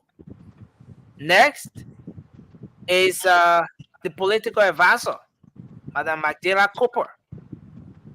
And then next to her is the president's legal advisor. Now, the two persons on the right end are advisors to the president. Forget the foreign minister. The foreign minister will be there for the foreign policy and all those foreign things and stuff like that. But you have the political advisor and the legal advisor. Now, aside from those two, you have the president's religious advisors. You have religious advisor, and you have other folks who advise the president. There are others at the Ministry of State for Presidential Affairs who are operating on a consultancy basis. So just considering the two we have right before us, let's remove the foreign minister. Let's remove Senator Kane. Let's take the political advisor and the legal advisor. Vasco. Yeah. Making a critical analysis of the role of those two individuals here. If, in the name of maintaining those people on the payroll, you were to drop one of those two persons here, so as to save the government money because you want to keep 730 persons on the payroll, you have the legal advisor there, you have the political advisor there. Vasco, who will you be dropping? I'll drop the political advisor. Why will you drop the political advisor? Because you see, government is different from being, let's say, a political party where you have to strategize, do propaganda and other stuff. But government is just to do the right thing. So you don't need people. Calling the president we have right now is one of the longest serving person in government. So he's already informed. He knows much about governance. So you think he doesn't need political advisor? He don't need, because You don't even need political. Their political advisor even need to be advised. So you don't need political advisor. No, but why do you say the political advisor needs to be advised? Because look, for the short period of time, just tell me, what is this woman function? What kind of work she have done? What is the advice that the woman has given? She has a political party. She established a political party movement for one Liberia that have sustained over the years two successive elections. She and her family in the party. The party don't have more than 20%. So you say the political advisor needs to be advised? She needs to be advised because, I mean, if I were the president, again, why I'm doing a political advisor in the margin? Okay, the legal advisor's fine. The legal advisor will be there to advise the president on the right thing if he's want to make mistake. But what the woman doing there to be political advisor? What she doing? Thank you. Because I just didn't want giving the president. You see, she was the same person that made they close the arrow and the new terminal. The woman here. If from the president the last time. And they are the people that are giving the president the wrong advices to take poor people from the job. People who cannot afford. No. Vasco. No, listen. I want us to do this thing based on the assigned roles and responsibilities and comparing how weighted that responsibility is to that of the survivability of the 730%. I'm talking about that issue between your decision and Madam Madera Kopo for President Weah Bene when he went to the lodge. No, I'm talking about Vasco. I want us to make this analysis based on what the realities are. Again, if you say you should remove Madam Madera Kopo because she needs to be advised as a political advisor, yes, maybe you have your point. And you went further to say that she established a political party and she hasn't won any position in the country. Maybe you have a point. But to bring the RIA thing and want to blame her, no, Vasco, that one part it can't hold water here. But I'll take it back. Anyway, thank you, Vasco. But Francis, looking at the two individuals here, the two advisors, the president's legal advisor and the political advisor. But next thing you put on advisor though, the advisor on foreign affairs. Come on. Let's deal with the one we're dealing with. Let's forget the other people. The foreign minister is there. Senator Kane is but the two advisors you see here, Francis. If for any reason you had to remove one of those advisors to accommodate the 730%, who do you think will be removed or should be removed? Well, none of them should be removed. First of all, you see, this is the reason why CDC ended up the way it did, because people at Vasco were in charge with President George Weah. So I can only imagine the type of advice they were giving him, or maybe what they were talking about in that chat room, because he come on the platform and say these things. First of all, legal advisor, political advisor, they have two different roles. Political advisor, they deal with the politics of the day. Government is all about politics. Unless they don't know their functions, but they should be advising the president on how to deal with the legislature, on bills that they're about to put down, how to lobby among those legislatures, who's the strong one, who the weak one, who they can entice with this thing in order to pass bills in the interest of the people. That's the political advisors. That's what it's going to be advising the president on. They should know the senators. They should know the representatives. They should know what makes them tick, what they want for their constituents, what the president, if the president is trying to bring some kind of bill or bring investment, which country will benefit from him most, and who to entice, so that they can be able to get that bill passed for the benefit of the Liberian people. So you can say with a political advisor position, you don't even know how government works. So none of these people should be taken up. But if they don't know, if they're not competent, then the person, the individual, should be fired or replaced. But the position is needed. Thank you. You scare me, bro. Thank you.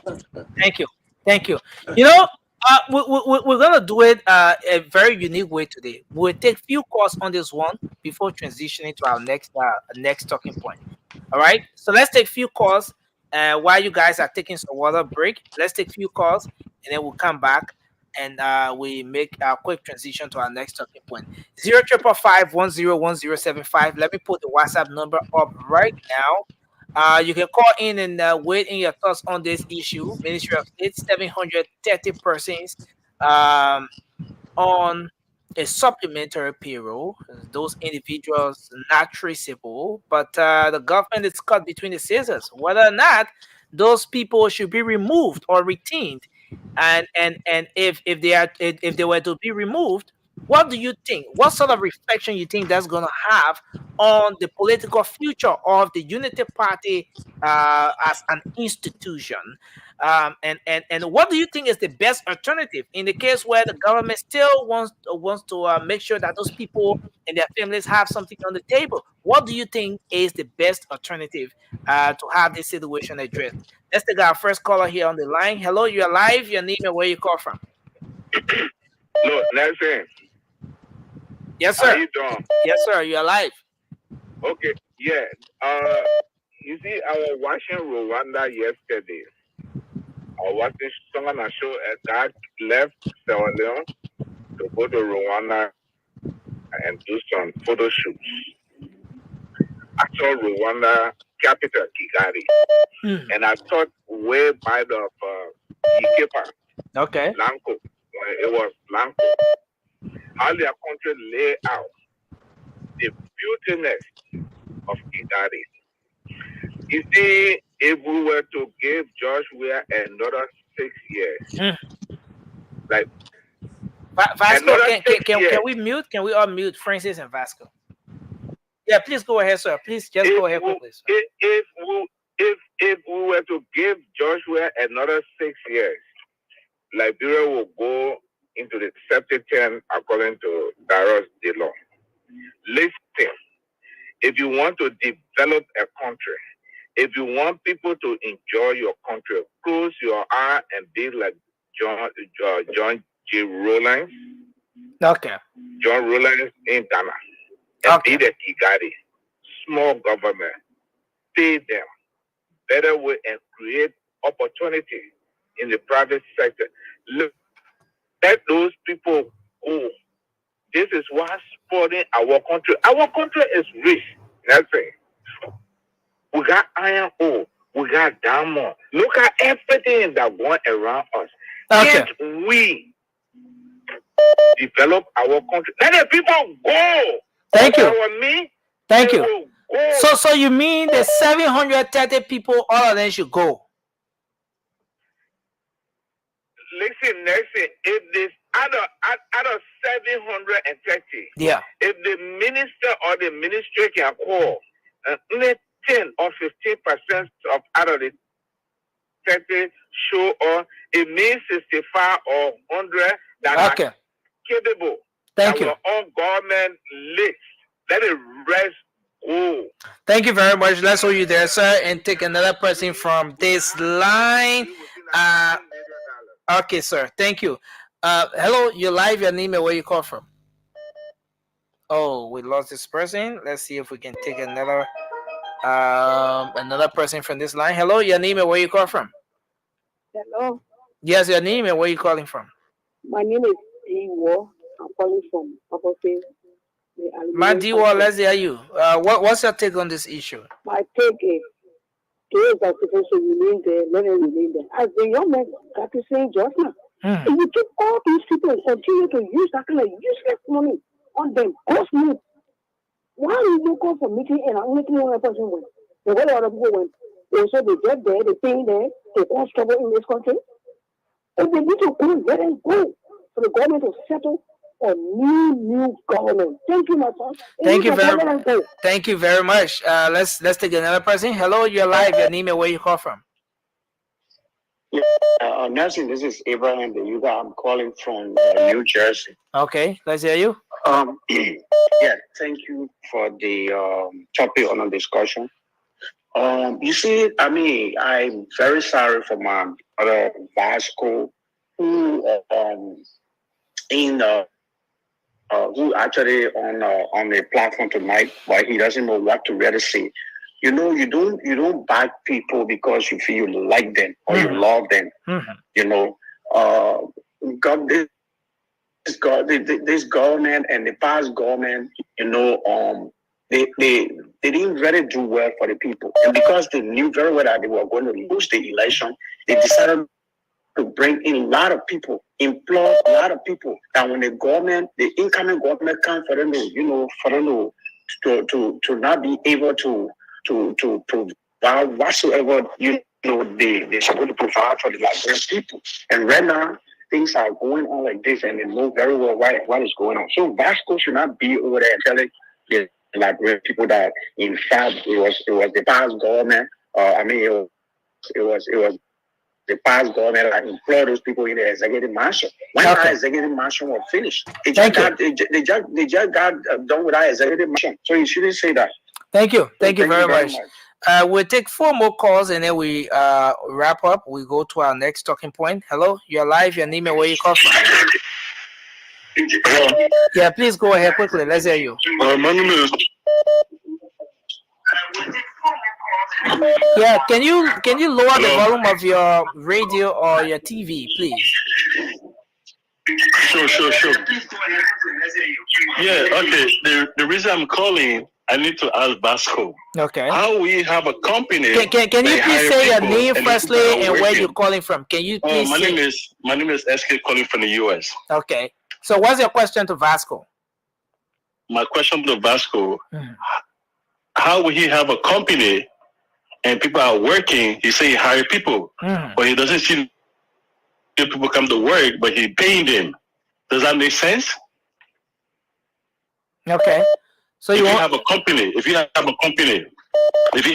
for example, and your manager say hire people, but checks are going out, but you don't see people coming to work. Does it make sense? It's the same situation the government father is saying right now. 700 plus people on a paycheck, but they don't show up to work. So does it make sense? Fire all of them, get rid of them, and people move on. Life, sometimes we have to move on. Librarians need to stop the sympathetic amount of doing things. Let it go and no. Move on. Fire people and keep moving. Okay. Do you think this is going to augur well for the political future of the Unity Party come 2029? This is not about Unity Party. It's not about CDC. It's about Liberia. We need to do the right thing. Okay. That's the only way the country can progress. Simple as that. Thank you very much. We take this person. Hello, you're live. Your name and where are you calling from? Hi, my name is Alexander Samoka, calling you from Indiana. Okay, go ahead quickly. How are you, my brother? Yes, sir. We're okay. The CDC comments, people are very bad. When they lost the election, in order to make the incoming government look bad, how they brought a lot of people in all the ministry, not just at the executive level, in all the ministry, everywhere, they just implore. That is very bad. And I want to bring something that it might not be part of your topic that really been waiting on my heart. Yeah, so I feel like Liberians. Yeah, okay, so just be brief about that because we already have a talking point. We want to wrap up on this and move to our next talking point. Yeah, sure. I think Liberians, we need to start thinking on how we can make decisions for our lawmakers, their salary and their benefit. Okay. Because those guys, they are making. You can't tell employee how much you should take, or employee can't go and say, this is what I will take. Okay. Most of them doing nothing, but they carry a lot of money at home. So I think it will come a time that we need to really, really talk about that. Thank you very much. Thanks a lot for your contribution. We'll take the last 2 calls and then we go back. Hello, you're live. Your name and where you call from? Good morning, my name is DC Johnson. I join you from around the North Point area. Okay. Thank you for the show tonight, and thank you for your panelists. Thank you for the talking point. I see the issue of the supplementary workers at the executive mansion. My take is that, but before then, you see, Vasco was making mention of the tax administration, the Madam Sedina government. Yeah. In people, according to him, goes in. Mm-hmm. Now, when he got there, when the previous administration got there in 2018, according to their proposal agenda, they added there. If you need to have goes in, then you can, instead of resolving the resolving, you added an additional in the name of people. Now, you increase the weight on the government. The best thing you could have done during your administration was to create revenue in a so that people can go there instead of adding another weight on it.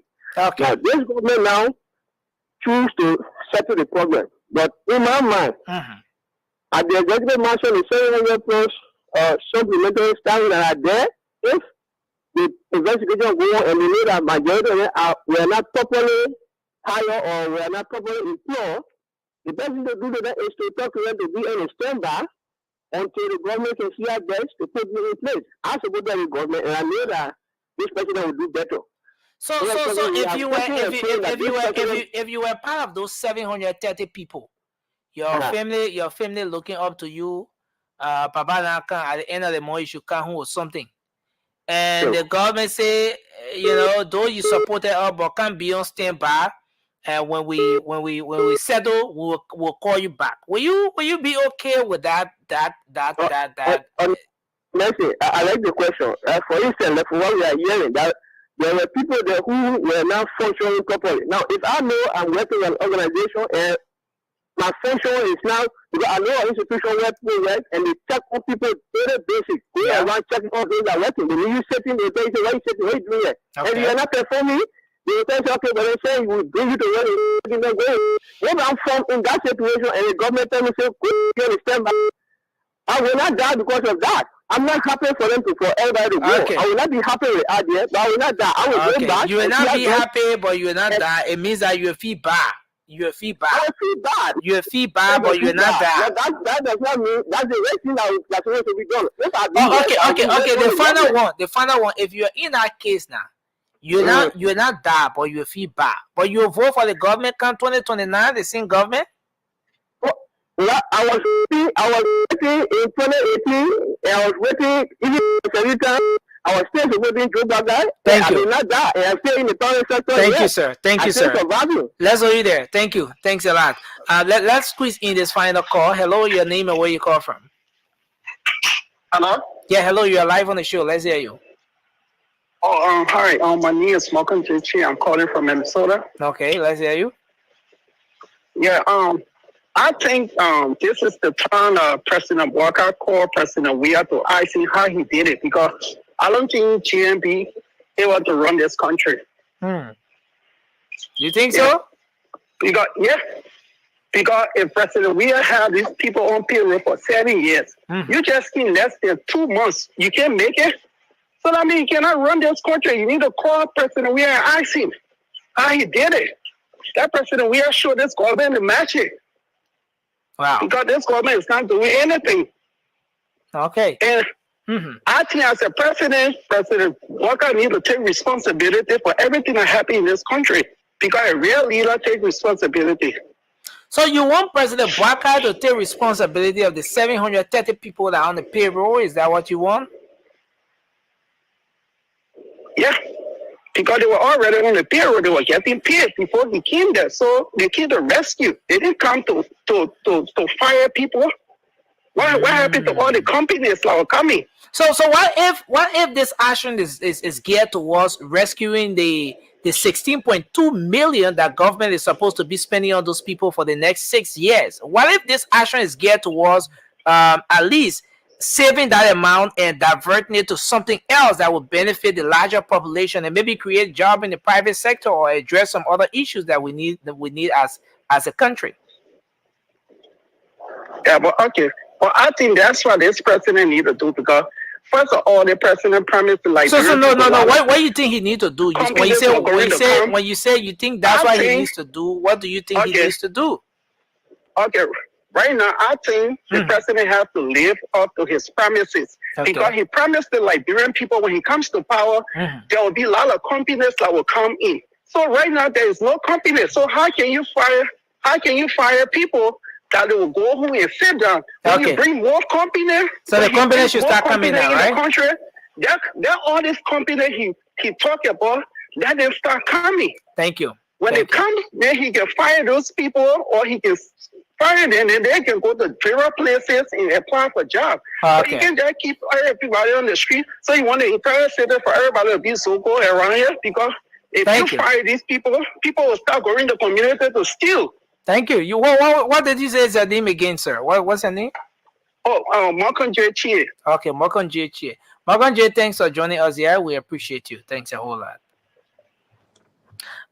Yes, lots of calls coming in. It seems we have to go, but lots of calls. Let me just squeeze in this last person here. Hello, quickly, you are live. Just take 30 seconds quickly. Good morning, Mercy. From my name. My name is Josiah from around the corner of Peace Island. Yeah, go ahead quickly, sir. Hey, Mercy, you say anything that is not done properly is not done at all. That's all I'm not last evening concerning some of the fee they wanted to help Liberians to get a job. Why they did not bring company at least to create job for those people that they put on the supplemental payroll? They say they were that the only way they were able to help them. Then they ask why I couldn't do the right thing to employ these people and say no. We did it because we don't want to keep them down. How you know? It was a clear attempt. That's why it's happening now. So that people can say, well, I'm going to accountable. We want to take people on a job. No, when you do the right thing, no, we plan for it. No, what happened at these guys to bring them down, but that government telling you the bill is overbearing. Thank you. Because to this way, national government will not work effectively. Thank you. Thank you. So that's why they told they say we pay your half a wire again. If I would do 3 months, I pay your half a wire again. I handshake. So they can be on the same man. Thank you. They country will need to build like that together.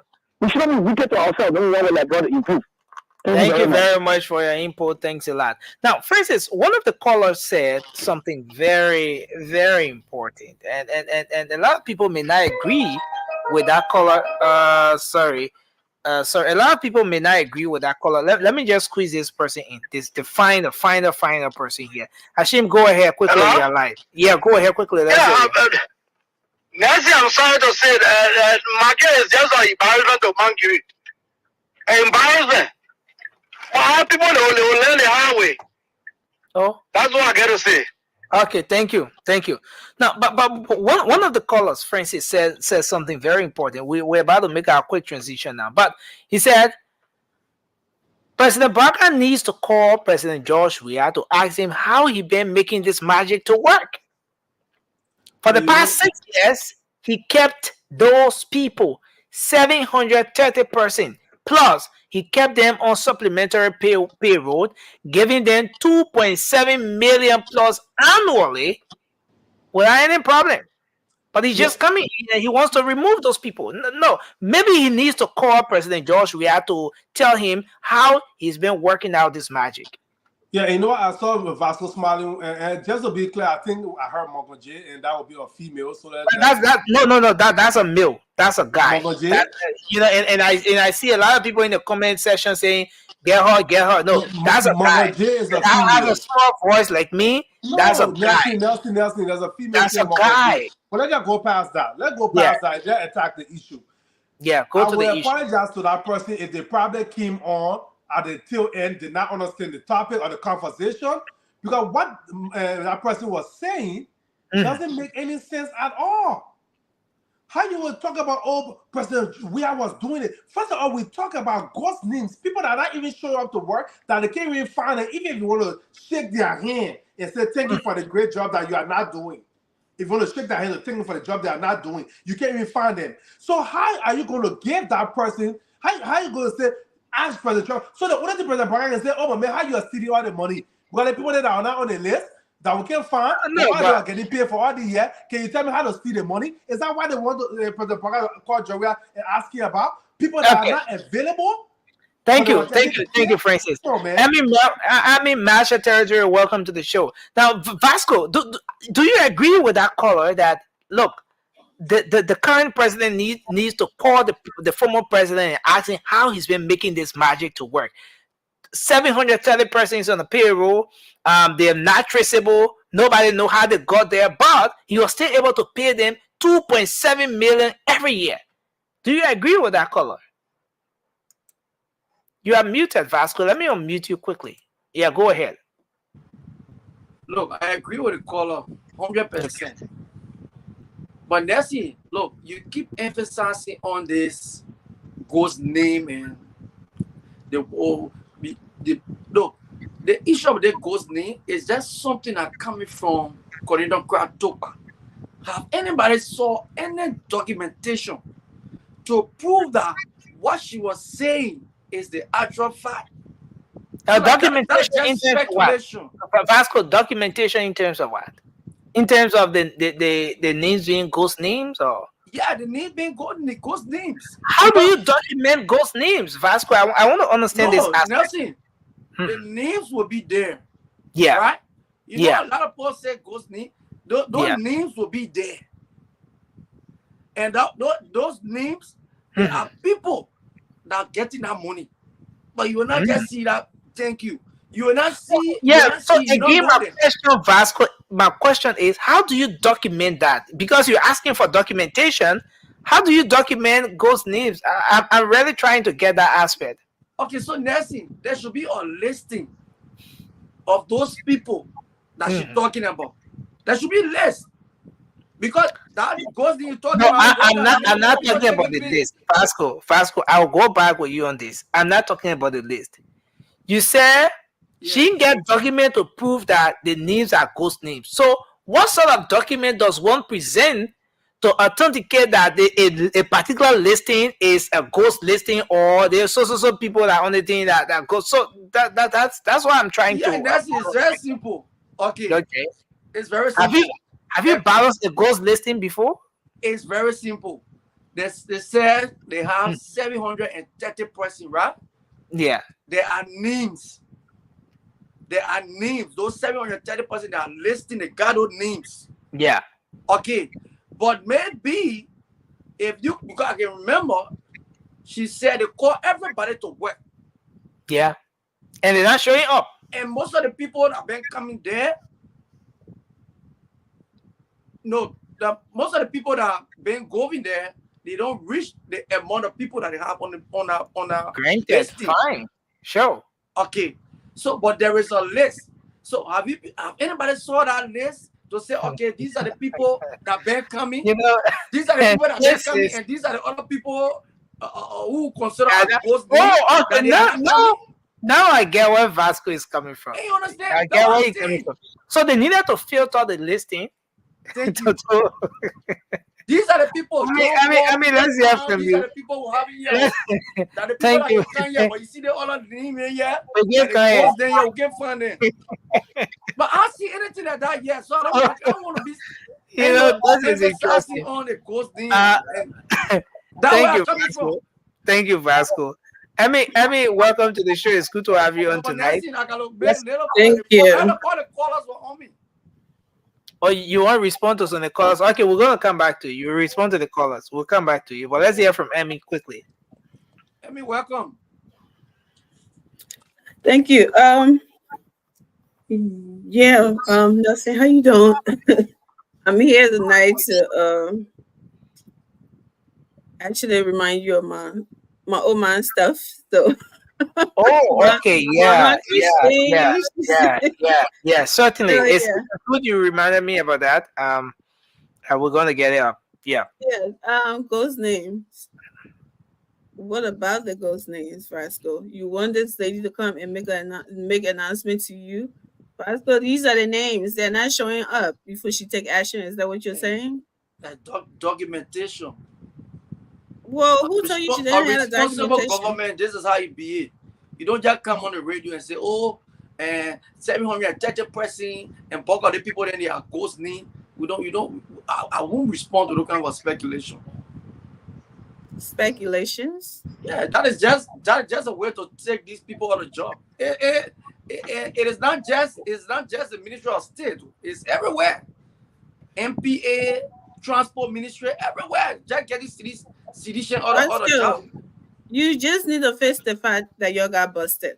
You forgot to clean those lists before leaving. You got busted. That you had all these people, then money go into your pocket. and then acting like they were on, you had people on payroll and you forgot to clean the list because you were being so bitter that you lost the election, and you got discovered. Just face it. Talking about speculation. How do you know she doesn't have the documentation? She sort of emailed it to you before you know it's there. She knows she got it. She's not just gonna get up and come up and tell you, say, "Oh, this is going on." If it's not, I'm pretty sure that they have lists of those people that are calling ghost lists. That you can't just get up. So why? How would she know there's a ghost list? She must have seen the documentation. And like you said, people was not coming to work. They called them, and they didn't show up. Y'all got busted. Just admit it and stop talking. First, you came here, you say, "Oh, the ghost news started on the Unity Party." Now you come, you say it's a speculation. So I don't know which side you on. Okay. So I'm confused. But I mean, aside from Vasco's point, do you see any action that will be taken here, especially with regards to removing those people, as something that's going to put the Unity Party in the better spot come 2029? Okay, now see, this is the problem, right? Doing the right thing in Liberia, we always thinking about election. We just voted for a new government, right? We voted for them to do the right thing. We did not vote for them to be thinking about 2029. So they shouldn't do the right thing because they're thinking about 2029. That's not what we voted for them for. And thank God that Afro always said that President Joseph Newman Barga is the last bus stop from his generation. So he needs to do what all needs to be done. Okay. We voted for we supported, and our people voted for JMB because we wanted him to do the right thing. And I overheard you saying earlier on that these people had people food on the table, they got people this, they got people that. Yeah, they got families. The feminists are looking up to them. Nothing. If they got in there the wrong way, I came on here before and I said change is going to be tough. Change is not going to be an easy thing or development or whatever. People have to get hurt. Feelings hurt. For the right thing. I mean, for Liberia to get straightened out. So these people have people on they got people to feed and they're doing the wrong thing, or they got on there the wrong way. So it shouldn't be corrected because we have people that had putting food on people's table. I mean, they can get out and apply the right way, right? We can always try to do the right thing. We shouldn't be thinking that, like you said, they wanted to declare pimping for you in the street. Oh, we voted for you. So what? If it's not, if it has something to do with safety issue and security, something, I think you should go ahead and do it. I mean, right away when you're making a change, now some people are not everybody gonna appreciate it right away. But as time goes by, people will know that you're doing something because they will start to feel it, and they will know that you are doing it for the betterment of everybody, for the good, for the general good. It's not just for that moment that you have to think about it. People crying for that moment. You say, "Oh yes, let's think about 2029." So let's leave the ghost list on. Let it all be there. Let the money be going in people's pocket because I'm thinking about who will vote for me in 2029. No. Even if you will get voted out, do the right thing. At least you started with doing something good for our country. You started straightening out some of the wrongs that have been done. That's a good thing. Instead of people always should always be talking about political career, political life.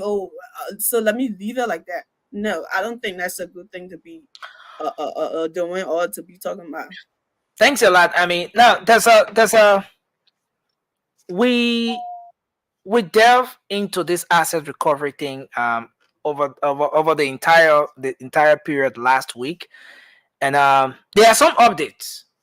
Well, the first thing is that we ended up at a point where the court placed a prohibition on the entire asset recovery team exercise and everything. The vehicles belonging to the Gracious Rat that was seized or confiscated by the asset recovery team was ordered to be released. Well, based on the court's order, the asset recovery team went right ahead and did that. Immediately, we saw the vehicle belonging to Colonel Patrick Suda as well being released, and all of that, they drove out of the compounds of the GSA. Immediately following the release of his vehicle, the police IG had a press conference. I'm gonna try to bring this stuff up. I'm still struggling with it here. I want to convert it, but the police IG had an interview with the media, and this is what he said. He said he demands an apology from the asset recovery team. Those people need to apologize to him for wrongfully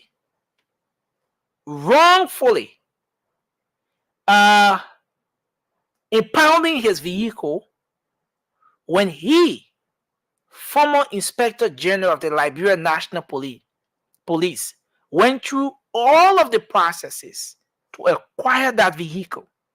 He spent his hard-earned money, paid for that vehicle, acquired the vehicle. For the embarrassment that the asset recovery team brought upon him, he said he demands an apology from the team. Now, on the flip side, the fleets of vehicles that were released by the belonging to the Gracious Wrath, the court, the Supreme Court of Liberia, Justice in Chambers, His Honor Yusuf Kaba, he has given a 5 days ultimatum to the management of Gracious Wrath to provide all legal documents showing their ownership of the commercial vehicles. So, the management has until 5 days. So this came up today. So they have Monday, they have Tuesday, they have Wednesday, they have Thursday, and then they have Friday. So maybe the latest should be the end of working day on Friday. So the decision was made today by the Supreme Court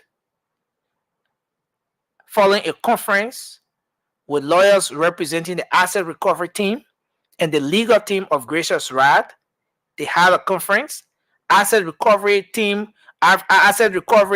legal representative was on one hand making the case that those vehicles that we seized, that we impounded and we took hold of, we deserve to take hold of them because these people took vehicles that belong to government or that should have been used for government and converted it to their private use.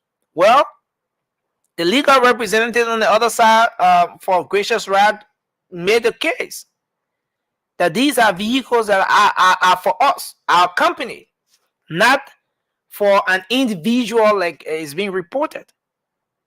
At the end of the day, a decision was reached. Go look for all your documents, everything you have to prove that this vehicle or the fleet of vehicles we're talking about all belong to Gracious Wrath, and come back within 5 working days. So the chair of the asset recovery team, Councillor Edward Clark Martin, said the capacity of the petitioner was challenged on grounds that he has no legal standing to pursue such a legal battle. In the midst of everything that happened following the conference, Councillor Martin was so optimistic that they will win, they will get back all the vehicles that they gave back to the Gracious Wrath because those people have absolutely no document whatsoever to battle this case. Let's get your take on this, guys. Is this a comeback? Are we about to see a comeback of the asset recovery team? Did Gracious Wrath get off the hook with the decision from the court placing a prohibition on the vehicle, on the entire action, and ordering the asset recovery team to give back their vehicles? What do we think is going to happen next? I mean, given everything that's happening now, Edward Clark Martin, the head of the asset recovery team, expressing optimism here that they are going to win this case. They're going to get those vehicles back. Let's hear your take. Patrick Sulu demanding an apology, and the asset recovery team or the court giving Gracious Ra 5 days to get back, to bring their documents, or else. Vasco, let's start with you. You want to unmute? Okay. Yeah. I mean, Nelson, for this 1 year, this we don't need to. Let's start with the apology. Do you really think that the asset recovery team is supposed to apologize to the former police IG? Definitely, they need to apologize because this man has proven beyond all reasonable doubt that they wronged him, that this identical vehicle belongs to him because he purchased the vehicle based on the government-owned laws and rules and regulations rather governing public assets. So they need to apologize to him, definitely. So on the issue of the Gracious Ra, I mean, it's just fair enough that they gave them 5 days to prove or to get those documents and take it to the court that they own that property or those vehicles rather. Yeah, so like I said, I listened to a few of the drivers and I heard people saying if this thing is not even for Finambono, the way people they just came out, the Gracious Ra belonging to Fina and this and that. That is just Liberia. News just spread, people just come out with all kinds of stuff. So let's wait and see if Gracious Ra will present the document. And I guess they have the document. I know the whole asset recovery team, I mean, it would just be another flow show. I keep telling people, it will just be another flow show. There's nothing better will come from that group. Nothing. They're just going to keep spending government money and just losing cases. And that's it. We'll come right back here again. Brother Mikael, welcome to the show. But let me come back to you, Vasco. Vasco, in the midst of everything we're talking about here, the court, yes, has given a 5-day ultimatum to Gracious Ra, a company believed to be owned by the former president's chief of protocol, to provide all necessary legal documents to claim ownership of the fleet of vehicles. In the midst of speculation that the vehicles were intended for government, for the Liberian National Police, and it was being converted to that use. Maybe we need to have Annie to call tonight to give us more information on those vehicles, But here's the thing. Here's the thing, Vasco. It's very laughable. Vasco, are we about to see a comeback? Are we about to see a comeback for the asset recovery team? Given that after that conference, Councillor Martin had an engagement with the media and he was very optimistic that they cannot prove any ownership of the vehicles, and he, as head of the asset recovery team, is very optimistic that they're going to get those vehicles back. First of all, Mr. Martin don't have any right for anybody who owns their property to come and display their document to him. He don't have that right. He don't have it. So that he doesn't have the right? He don't have any right. Gracious Ra. He's the head of the asset recovery team. He's the head of the asset recovery team. But that identical asset recovery team, they don't have that legitimate power. Okay. Let's go back. Let's go back to the root. Let's go back to the root. Thank you. Do you believe in the power of executive orders? Like the last time, yes, I believe in the power of the executive order. But you should also know that executive order, there is something that is more heavier than that executive order. We said it the last time. What's heavier than the executive order? The Supreme Court. The Supreme Court. I'm trying to find my head around this, but the Supreme Court. No, we said it the last time. If the executive power was so powerful enough, then the asset recovery team, they were never going to release the vehicle or give purchase the vehicle back to him. But when the Supreme Court came out, bam, it was a step on that identical executive order. The executive order second to the Supreme Court, coming from the president. So you see, so there is something that above that executive order. You So see, you think the issue about the court. Just end there, just end there. So the issue about the court, Nelson, nobody will own that number of vehicle. Amen, Nelson. Simple logic. Who will police carry on inspection, all these things all the time in Liberia? Who will own that number of vehicle to be flying in the street with any proper documentation? Who in a right mind would think that? But the best place to go and show document, it is the court. That's the reason why Gracious Ra will take the document there. They're not to asset recovery team. And listen to my that asset recovery team. They will not give 5 cents to that asset recovery team because the only institution that is supposed to give money to the LACC, those are institutions that were formed by the government.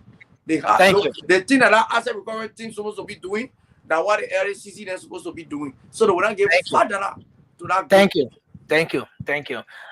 Francis, let's hear your take on this issue. The apology demanded from the police, former police IG, demanded by the former police IG, and the latest decision from the court on the asset recovery stuff. Francis. Bro, because you know the thing that you can say, people can just step over it. But however, I mean, I don't like the law. I think that law need to be repealed and replaced. But if he bought the car legally, if he bought the car legally, there can be clear evidence because clearly we see that the receipt he showed for LRA, people are talking about, oh, no tax information number. I have my land receipt that I paid my taxes on, and I have the tax information number on my LRA receipt. I have it. So why doesn't his have the TIN number? I don't know. But hey, maybe that Liberia, you can have some with no TIN and some with it. If it is legal and happy, we're part of the student. We may not like what happened, but you buy your car. We may not like the law how they will sell you they'll buy you a brand new car for about $80,000, and then after 3 years you can buy it for $2,500. You that were using it, we may not like it, but that's why laws need to change. The legislation need to look at these things and say that's ridiculous because that even money taken away from the government. That car could have been sold for at least $20,000-$30,000 because it doesn't depreciate that fast. Probably not driving to go arrest no criminal. He's not beating up his car. He's not driving to Maryland and doing all the extra stuff on his car to depreciate that badly to the point. I got an old Toyota sitting outside my car, my house in rented. I'm not even using it. But if I go on Credit Karma, the Carfax showed that Toyota, I bought it in 2016. It's a 2014 Toyota Corolla.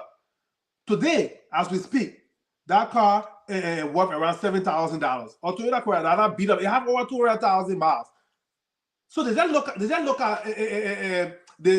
of the car and depreciating it. And I'm talking about a car that's I don't know how many years old now, probably like 2014. But about 10 years old now, right? 2014 to 2024, it'll be 10 years old. But now it's still valued around $6,000 or $7,000. But you're talking about $80,000 car with 0 miles. You a front that put a boy in that seat. Then it depreciated to the point I paid $2,500 for it. But the law is the law. So yeah, if it's the case, yeah, it deserves an apology. But when it comes to the Gracious Ra thing, the last time when Vasco they were jumping out of our skin here, say, the Supreme Court said get a car back. You see, we told you. I told that man, read the last statement.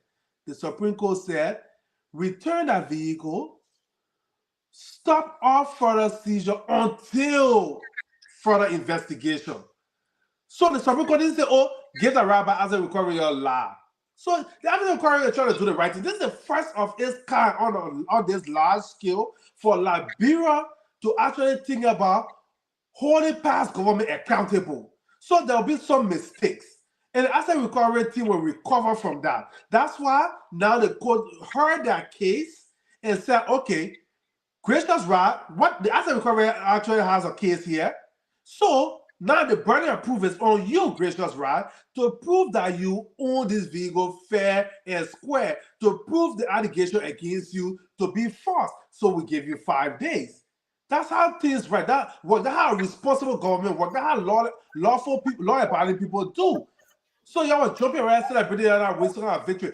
I'm not saying here that they will not provide a document or they will provide a document, but when y'all are celebrating, the Supreme Court did not say get a car by that city. It says stop all further seizure until investigation. So we hope that they actually own those vehicles free and clear. It was not meant for our men and women in the police that's supposed to be driving around serving protect the community, but they took it. And you want to say, oh, if that's the case, how they driving around with no proper registration? Remember, CDC did not believe they were going to be out of office. They thought they were going until 2029. So they did not prepare for all of the things that are coming down. So that's why President Parker is so uniquely positioned to clean the mess in our country. Because a lot of the things that are happening, some people did not even hide their hand. Look at the things that are happening. If Jefferson Country went and slapped the police man, the police officer and stuff in uniform, sitting there, slap somebody in their face. No respect for law and order. We on the radio, man. We on the radio. So Vasco, I did not interrupt you. I sat there and I saw that control. You don't say that. Vasco. That is not true. That is not true. Okay, you want? I saw that control, but you're putting out. So Francis, we on the radio, man. That is not true. You didn't slap somebody. The city mayor never slapped any police officer. Okay, never. But let me just tell you something.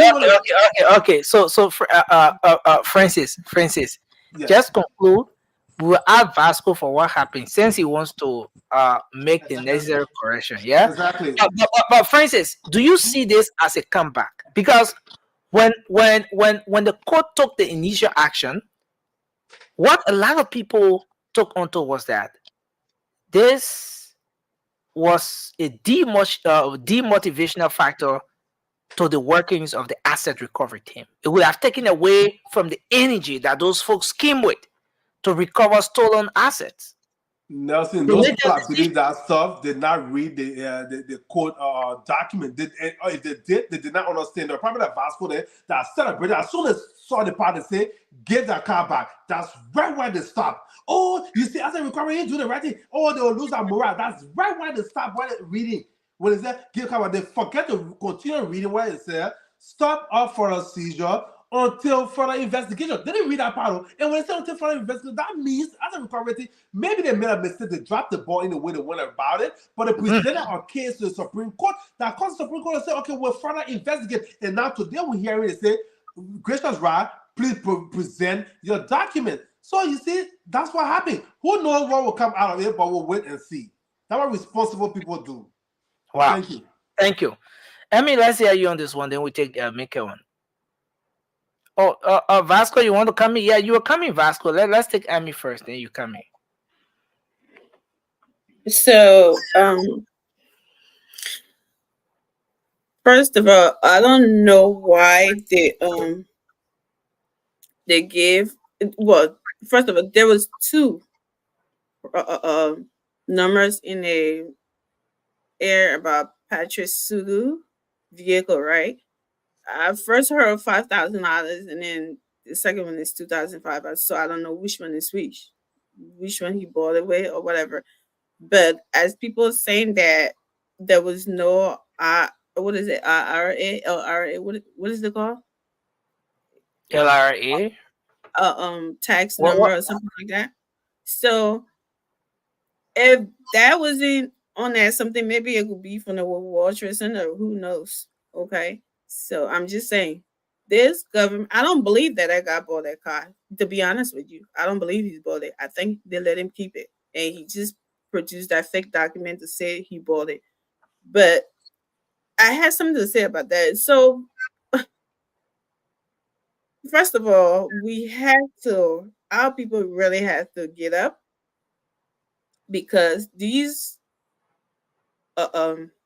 lawmakers who are receiving these benefits, the unfair benefits, are not going to change anything.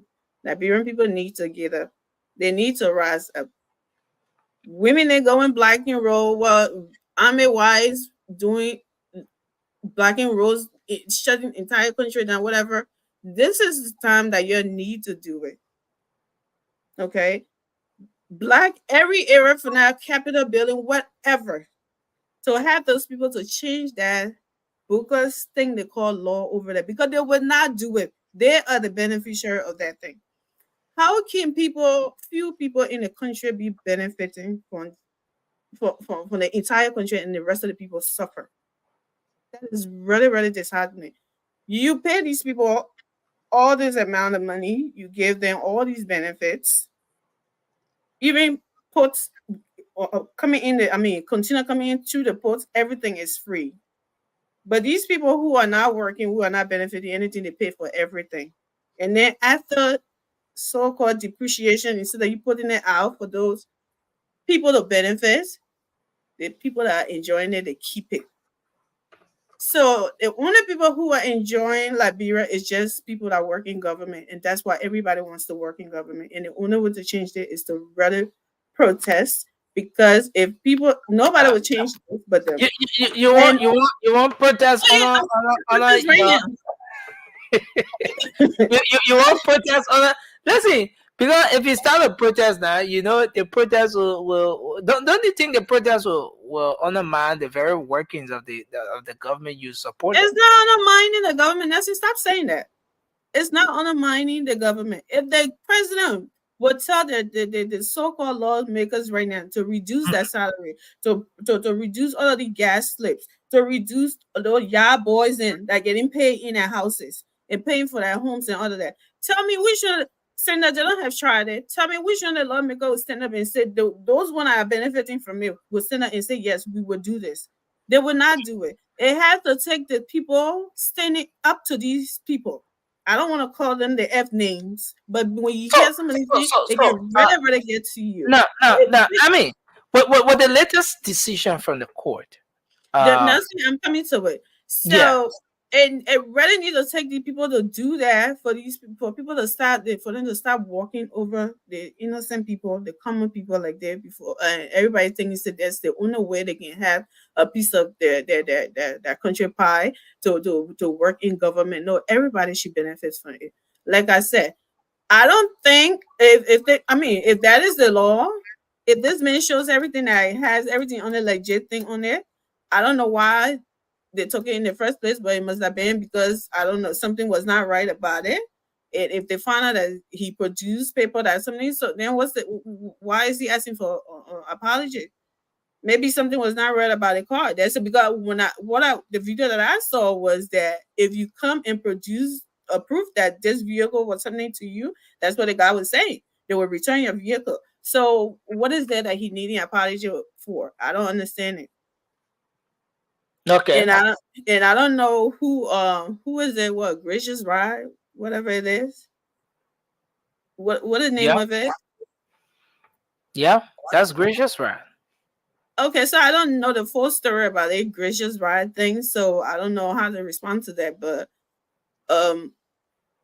yeah, if they ask you, if somebody took your property and they ask you to present a document proving that property is yours, I think it's fair game. But they should just make sure these documents is not from the World Trade Center. It should be something that it is very, very authentic. That is because I don't believe purchase document. I'm sorry, but I don't. Okay. So, Mikael, let's hear from you on this one finally. Well, Nelson, thank you, gentlemen. Thank you guys for being here today again. I'm happy that I would have make it. You just said gentleman. Oh, well, I was a man to you. When I was born, I told my mom she had a bouncing baby girl. I'm sorry for that. We got everything coming out to the men. I'm sorry. I'm sorry for that. I mean, yeah, but ladies and gentlemen, good, thank you. But this is my take on this. Nesting the whole point we all speaking on here, will continue to say is A lot of Liberians, now I won't say a lot, seditionists and few Liberians want to kill the asset security by all costs, no matter how they want to kill it. Their goal is to not see the asset security progress. That's their goal here. So they will find every loophole, every little mistakes that the asset recovery team will make to hold them by the neck and choke them to death. Because they try it, they will not the Georgia-led government try it, and because their intentions were not there, they were trying to prove something that hey, we started it. They had no means or no ins of doing it. They let it walk away and start doing exactly what they wanted to do. And Liberia is saying what it is today. Now, this Honorable Boakai, His Excellency President Joseph Boakai, government has come to power and want to reawake this process. With the fact that LDCC is sitting there, we still have the asset recovery team, like I said before, we need to dissolve them. But let me tell you something. Even in this America, if somebody car get missing somewhere in the city, just the description of the car alone, they could stop you 3 hours away from that place. If you had the same description of the car, the police can stop you to make sure that you show correct documentation for this car and make sure that the car is in your name, that it registered to you. And guess what?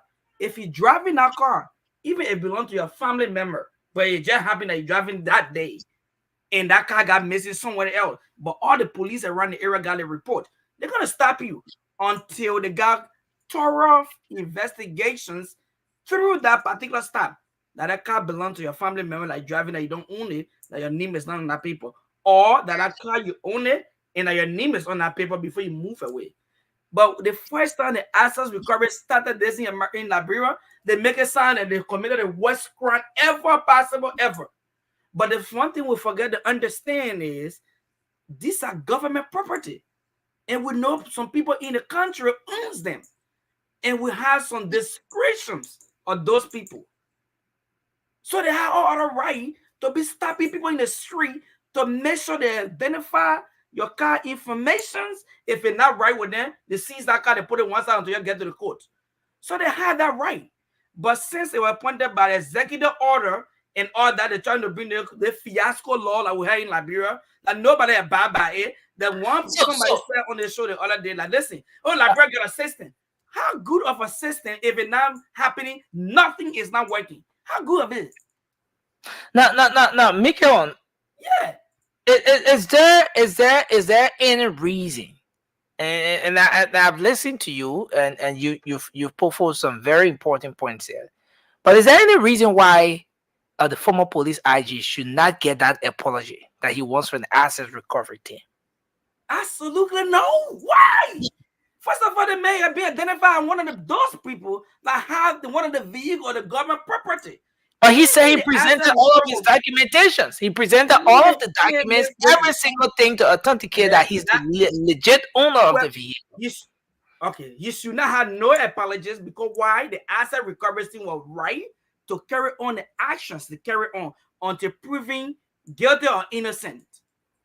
You understand? And that's exactly what it did. Like I just gave you a common example. If somebody car get messy in the street, down the street right here, while I'm driving my vehicle right here and resemble that car, the police will stop me to make sure that the car in my name and for me another car that get missing.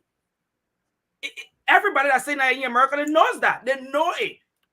They know it. Everybody that here, even if the Vasco got a email so that he knows it. You know it. So now let's move to the other aspect. Is this a big win?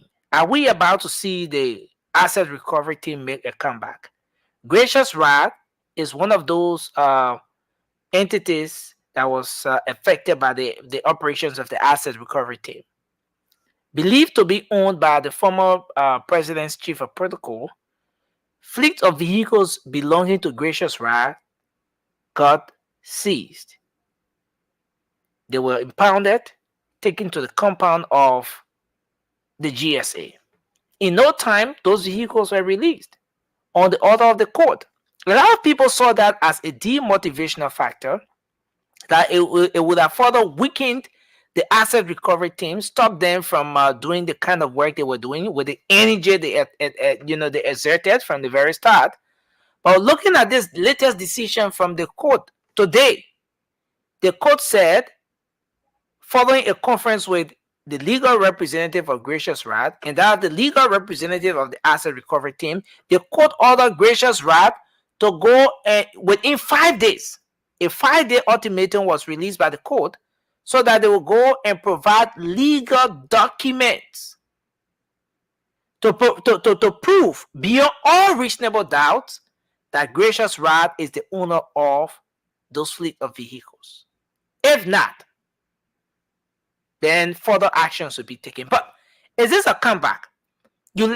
Councillor Martin had an engagement with the media right after that conference. He expressed optimism that the petitioners have no way of proving this. Are we going to see an asset recovery team that will be more robust than what we saw in time past? Well, I got a question to ask you before I even answer that question. Just for what you just mentioned. First of all, did they seize the car back, or is still being released back to them in the street? It's still with the Gracious Rad. But the court following the conference, asked Gracious Rad to present within 5 days to present all legal documents. If they cannot present the documents, I got that part. Right, but the car is still with them flying the street. I was speaking. Yeah. You see, like I said, Nessie, I will go back to that statement again. Liberian and the court, like I said, the court being Liberia when all those things is happening.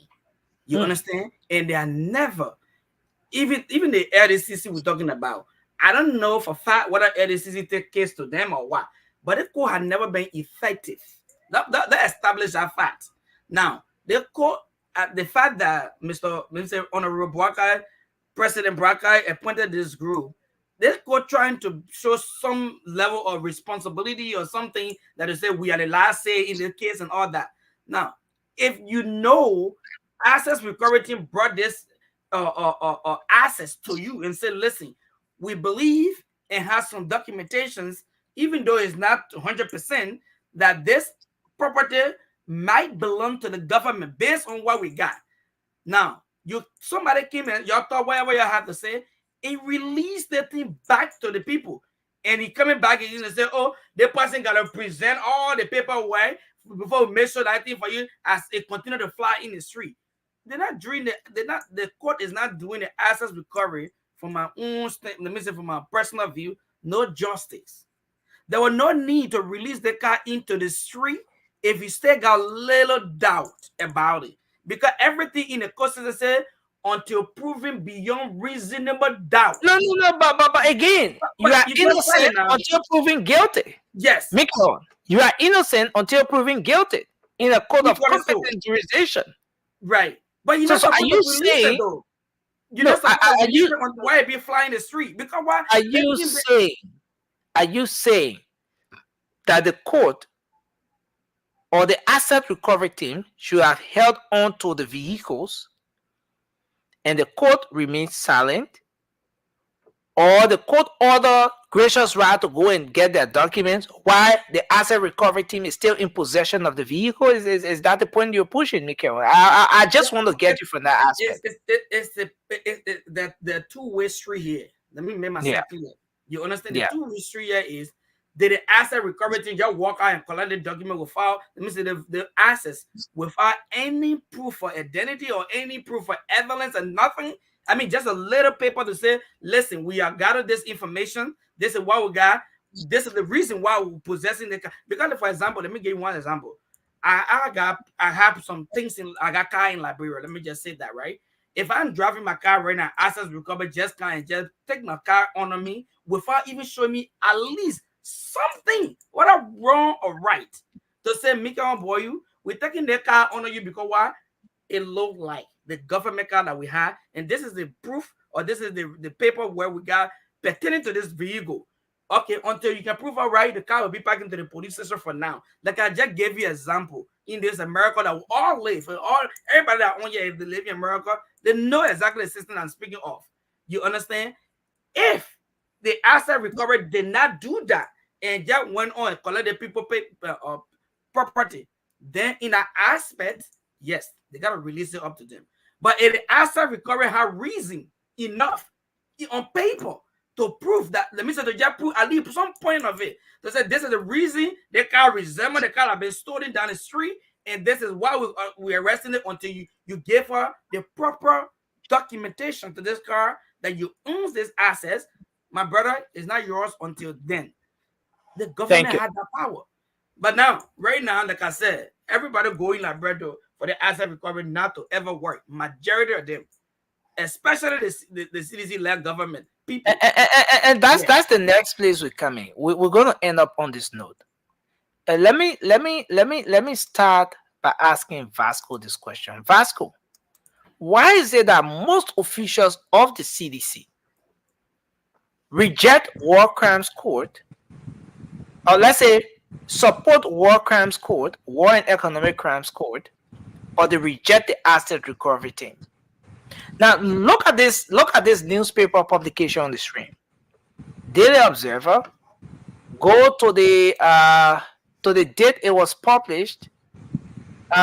This was in wow, the font size is very small there. But what's the caption you see there? The headline: to retrieve government vehicles, President Weah constitutes task force. And what do you see there? The pictorial you see there are officials of the task force, that very asset recovery team, checking vehicles, going after those individuals. This was published on Tuesday, the 27th of February, 2018. On Tuesday, the 27th of February, 2018. A Daily Observer newspaper publication right here.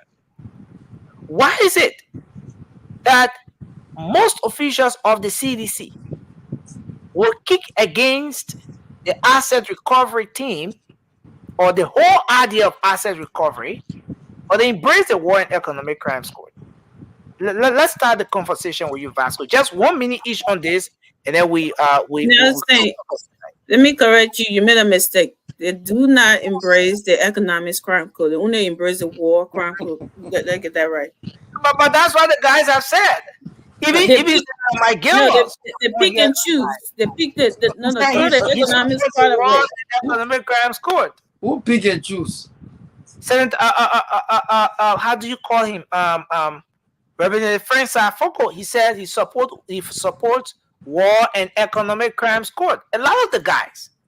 Yes. Representative Gray, Akaya's Gray, said he supports war crimes court. But when it comes to asset recovery thing, you're like you're gonna take gun, you follow him. He will not submit himself. You're like you're tie rope, you're all in. He will still not submit himself to the asset recovery team. Why is this so, Vasco? Yeah, Nelson, like we said, we are not against the asset recovery team. Yeah. What we against is the formation, the people that you have on that team. Nelson, the people you have on that team, they are complete. Even up to present, they stay on Facebook. Some of them stay on Facebook attacking people. They have a fixed mind. Their mind is already made up that these people, they are rogues, they are criminals. That's the kind of mind they got. These are the people that stole the country money and stole the country properties. So they come in with a fixed mind. So those kind of people, how can you submit to them? That's what we're saying. Bring people that involve politics. People, like, bro, we are not short of competent and qualified people to do the job. As a recovery team, they're not play team. So you have to bring people that when they make their judgment, everybody will say yes. Like we said, these people, they are not, you saw what happened. And like my brother Francis keeps saying, oh, the code didn't say that. Nelson, Francis, the reason why the court told the asset recovery team to get the people car back, because they never did it the right way. And when you don't do something the right way, you're wrong. That's just that simple explanation right there. So they were wrong for just getting into the street and stopping people's car. That's why the court tell them, say, you're getting people the car back. What they're doing now, that was the thing they should have done. Go to the court. Let the court give you that authority to go out there to do it right. So now they went to the court. Now the court is telling Gracious Ra, your people, your document, yeah. They asset recovery team, people say they want CA. These are the things they should have done at the early stage. Now the same thing was said, they're running back to court now. So you see, wow. So these are the people that you have on the asset recovery team. So we are against it, yeah. But you can have Martin Cody there, Maya Gonkwe there, how you call the other man, that wasting man. You can have those people on the asset recovery team. Nobody will submit to them. Thank you. Francis, let's have you come in, then we'll move to Amy. Man, Vasco, man, every day the opposite day with Vasco. First of all, listen closely when people speak in Vasco. I've never said anything about, I told you that the asset recovery team, this is the first time it's been done on a larger scale, so they'll make some mistakes. I said that. But what I said was, you sedition, the moment you saw give the car back, that's where you start reading. That's right where you start reading. And there's no punctuation there. But you put the period right there, they put correction fluid on the rest of the statement from the code. And I want to start reading. That's why your problem lies. You don't read further, or you don't even look at the bigger picture. The people will get it right. They are enthusiastic right now. Hey, Judge Weah set up his own team. Did the LACC not exist when Judge Weah had his team, his task force set up in 2018? When that picture he put up, did the LACC not exist at that time? That's it. That was LACC. Exactly. So now, any Vasco here sat down and said, "Oh, that was Senator McGee said they're not giving them $5 because what they can do, the LACC can do it." Why did they set up the task force in 2018 when the LACC existed? You see, so the problem with this whole picture here, the whole thing is, if you are opposition, you should have love for country, but they don't care. They don't care even if there are people out there that stole government money, stole the library people money, not government money, that stole the library people money. So that they oppose the current government. If you were living in one zing round before coming into government last 6 years, and now you got mansion, they don't care if that money could go to hospital or it could go to security and stuff. They don't care. They don't. They're against the current government, so what they are doing is wrong. You see, that's the problem with our folks. If folks are Vasco and sit here and they want to come and justify what's going in the country, it's wrong.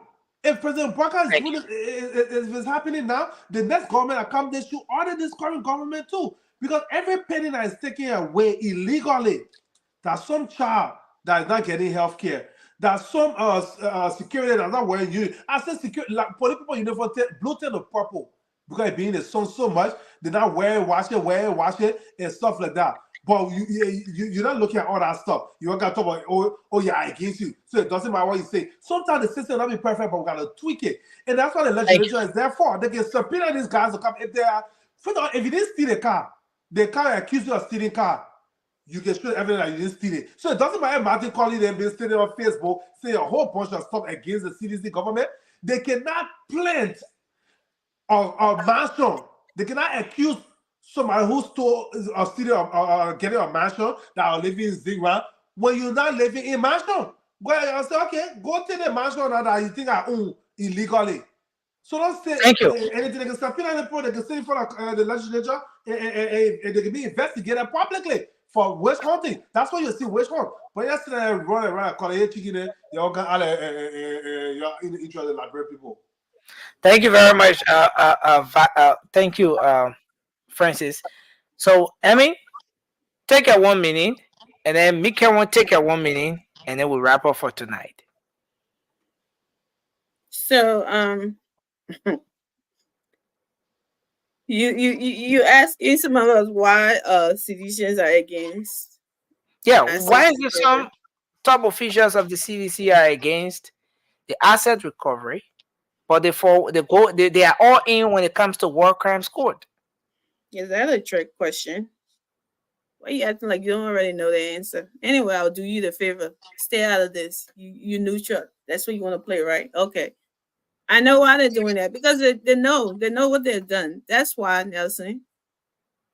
They know if I'm not a witch, anybody coming with my mom says I said I would not be afraid because I know I'm not a witch.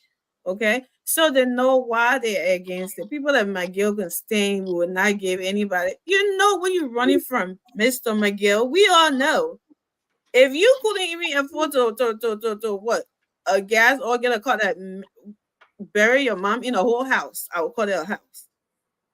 All that from your salary and everything else, we know. And then you go in bank and just spending money there, throwing money all around from that market, everything.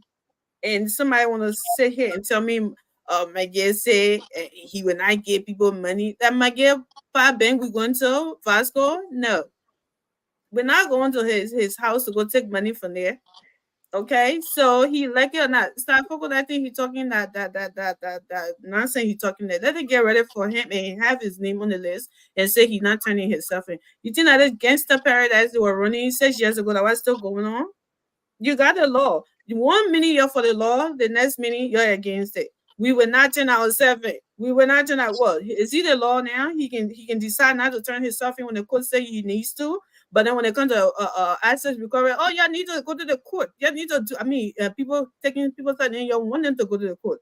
But then when the court said do that, then you say, oh, we're not doing it because money calling them there. And so the money calling is not coming to take your car from you or take your money, your whatever from you just like that.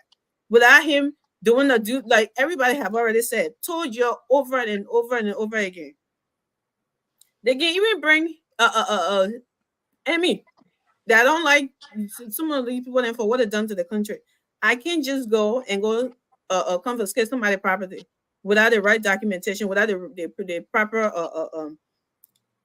something that needed to be done, and evidence to prove that they acquired that property in a fraudulent way or whatever. That's not going to happen. Martin Cody going to hit you. He can tell you whatever he wants. If he doesn't have anything to prove it, it's not going to happen. So all that you're forced in and you're coming up with because of the other person, because of the other person, it's not going to work. Okay, it's not going to fly. Let me tell you, when the time reaches, that's when we will know how Babu will devour however they can say this thing. Thank you. Thank you. So y'all keep going ahead and bluffing. People that Jefferson because they were here playing the tongue in your mouth. Let's go ahead and be bluffing and say we will not. Let me be categorically clear. You like it, you can be non-categorically clear. When the time reaches, we'll see who will be categorically clear. Oh, I got it. You're addressing my party people now. When I get ready for Joseph Baga, then I'll bring my complaint on the show. Thank you. Let's hear from Mikael on. Mikael, please take your time. Please take your time. It's Mikael's turn, Emmy. Let's give the floor to Mikael. Well, thank you. You do want me to respond, right? I want you to respond. Go ahead, Surya. Thank you, sweetheart. Respond to me. Oh my head. So wait. Let's get this thing clear. Let me. Give me a time, Emmy. You're not talking again. No, I'm talking to you. I just want to 10 minutes, 10 seconds. No, 1 minute. I give you time to Emmy. Nobody said anything. Who you want to respond to? Because you say something. I want to respond to what you just said, Vasco. You need to learn Liberia, okay? You need to learn how to love Liberia. And Mikael, listen, Mikael, you get time to share with anybody here. I am the moderator. I'm saying, Mikael, you go or you don't go. Sorry, I go. Mikael, you go or you don't go. I'm sorry. Okay. You know, but that's even to be on a serious note. That'd be serious here. You know, taking government property in Liberia or getting away with government things in Liberia have become a norm in our society.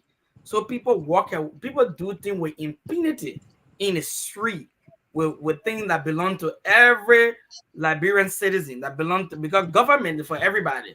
It's for the people, by the people, and with the people. Now, they do those things and they get away with impunity and people endorse them in the street, they worship them. and make them feel that yes, indeed, what I did is right. And I had the people, the other people. Let me tell you some fact about us Liberians. When we were going to school in Liberia or in high school and all that, we always used to think, I personally used to think that, getting your government positions and acquiring those, wealth and opportunity with government crooked way was the right way to go.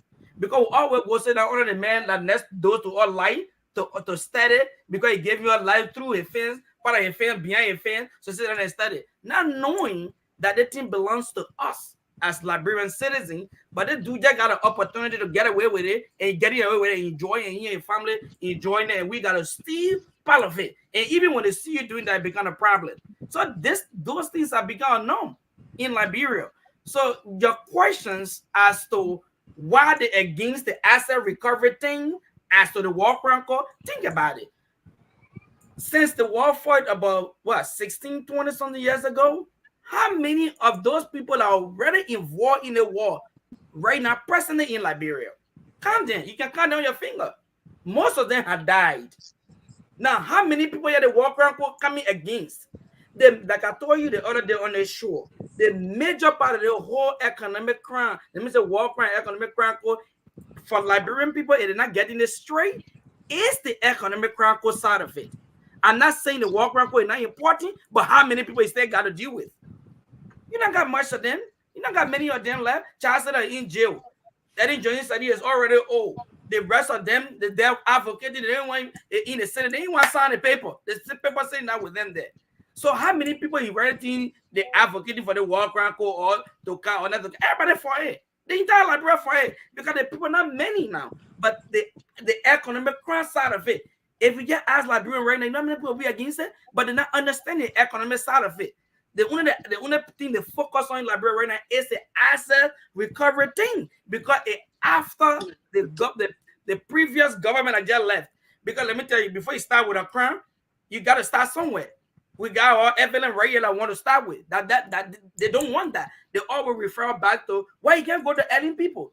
Well, my brother, you had the same privilege to go after those people and you let it walk away. So you cannot teach the new guy how to implement his own order or power that he has. He can start for any way he wish to. So the economic crime, let me say the assets recovery team, those guys will fight against it to death. If the asset recovery team and Mr. Honorable Bwaka and President Bwaka, this don't stand strong to protect it through the court system or through the executive order, the asset recovery team will not see the next day light. They would die before they get breath. Let me just be clear with that. Because those guys know where once somebody myself said it on the show the other day, where there is no smoke or no fire, there will be no smoke. Period. Why they so particular about the asset recovery team? There's something not right. We all knows that. But everything is until proven beyond reasonable doubt in the court system. But at least there's something being started that we're dealing with. You understand? So that's where the people coming from, and that's where we're going, Nessie. That's where we end tonight. We got to push them until they get to the point we want to get to. Thank you. They can see that shadow. Thank you, baby. Sorry. Nothing easier. Let's let. There's so the time with the man just talking. I see they rescue people, all Liberian people, the people just fell over, you're tired. My man, you see your shadow in the thing, that why you're so mad about it. But what time with you? Vasco ain't got no defense. If Vasco just can't just talk, he will contradict himself. He will say this. He will say that. They didn't expect to be opposition of the 2029, but they got shocked. So they're just looking for anything. They grabbed him for straw. Right now, is Liberia moving forward or Liberia is going backward? I mean, Liberia cannot move forward without doing the right thing. No, ask my question. I mean, Liberia can never go nowhere. Liberia is moving forward. Also, you agree to me that Liberia is going backward. Those things going along. What thing going on? Recovery going along. Walk around going along. Economic going along. Something I ain't happy yet. No, but what do you call forward movement, Vasco? How do you Vasco, how do you understand forward movement? You say what are going happy and they are working towards it. Access recovery is not an obstacle to liberal moving forward. It's along the process. What have you guys achieved? You're almost approaching your 100 days. What can you show to the Liberian people that you have achieved? Not 6 years. Nothing. One at a time. The government that running that you call the rooster net. After 100 days, 3 months, 10 days. 100 days, I get 3 months. You want to talk or you want me to talk? So no, you done with your question, Francis? You want to say something? Okay, go ahead. Go ahead because my question to you before do the closing, I just want to bring. We close already. Go ahead. That's your question. Next thing I can, you say I will close already. Look, what can you guys boast of in your first 100 days? And can you tell the Liberian people that are listening to us today? Okay, so whether Liberia is moving ahead on the rescue team or is going backward?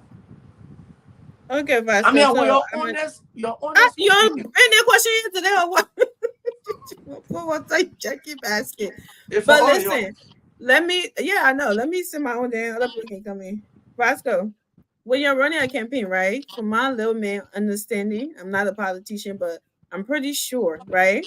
When you telling the voters that I would do this, I would do that, you're not telling them that right after you win, you'll cut your skin to get it done, right?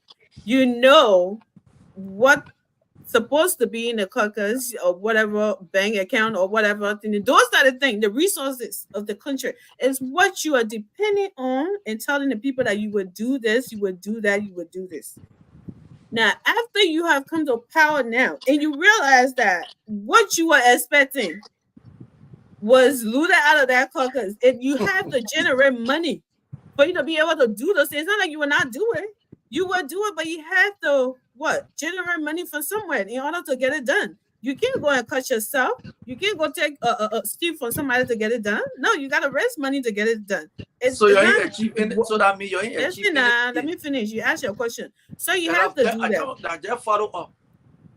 Yeah, so you have to do that, right? No show after show. So if they came there and they didn't see what they were expecting, they have to raise money in order to get it done. So it doesn't mean that the government, God forbid, the country should not go backward from the way just we already have it. God forbid, it shouldn't be.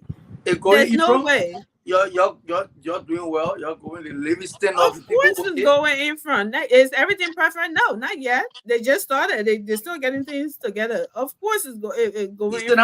Okay, not everything perfect.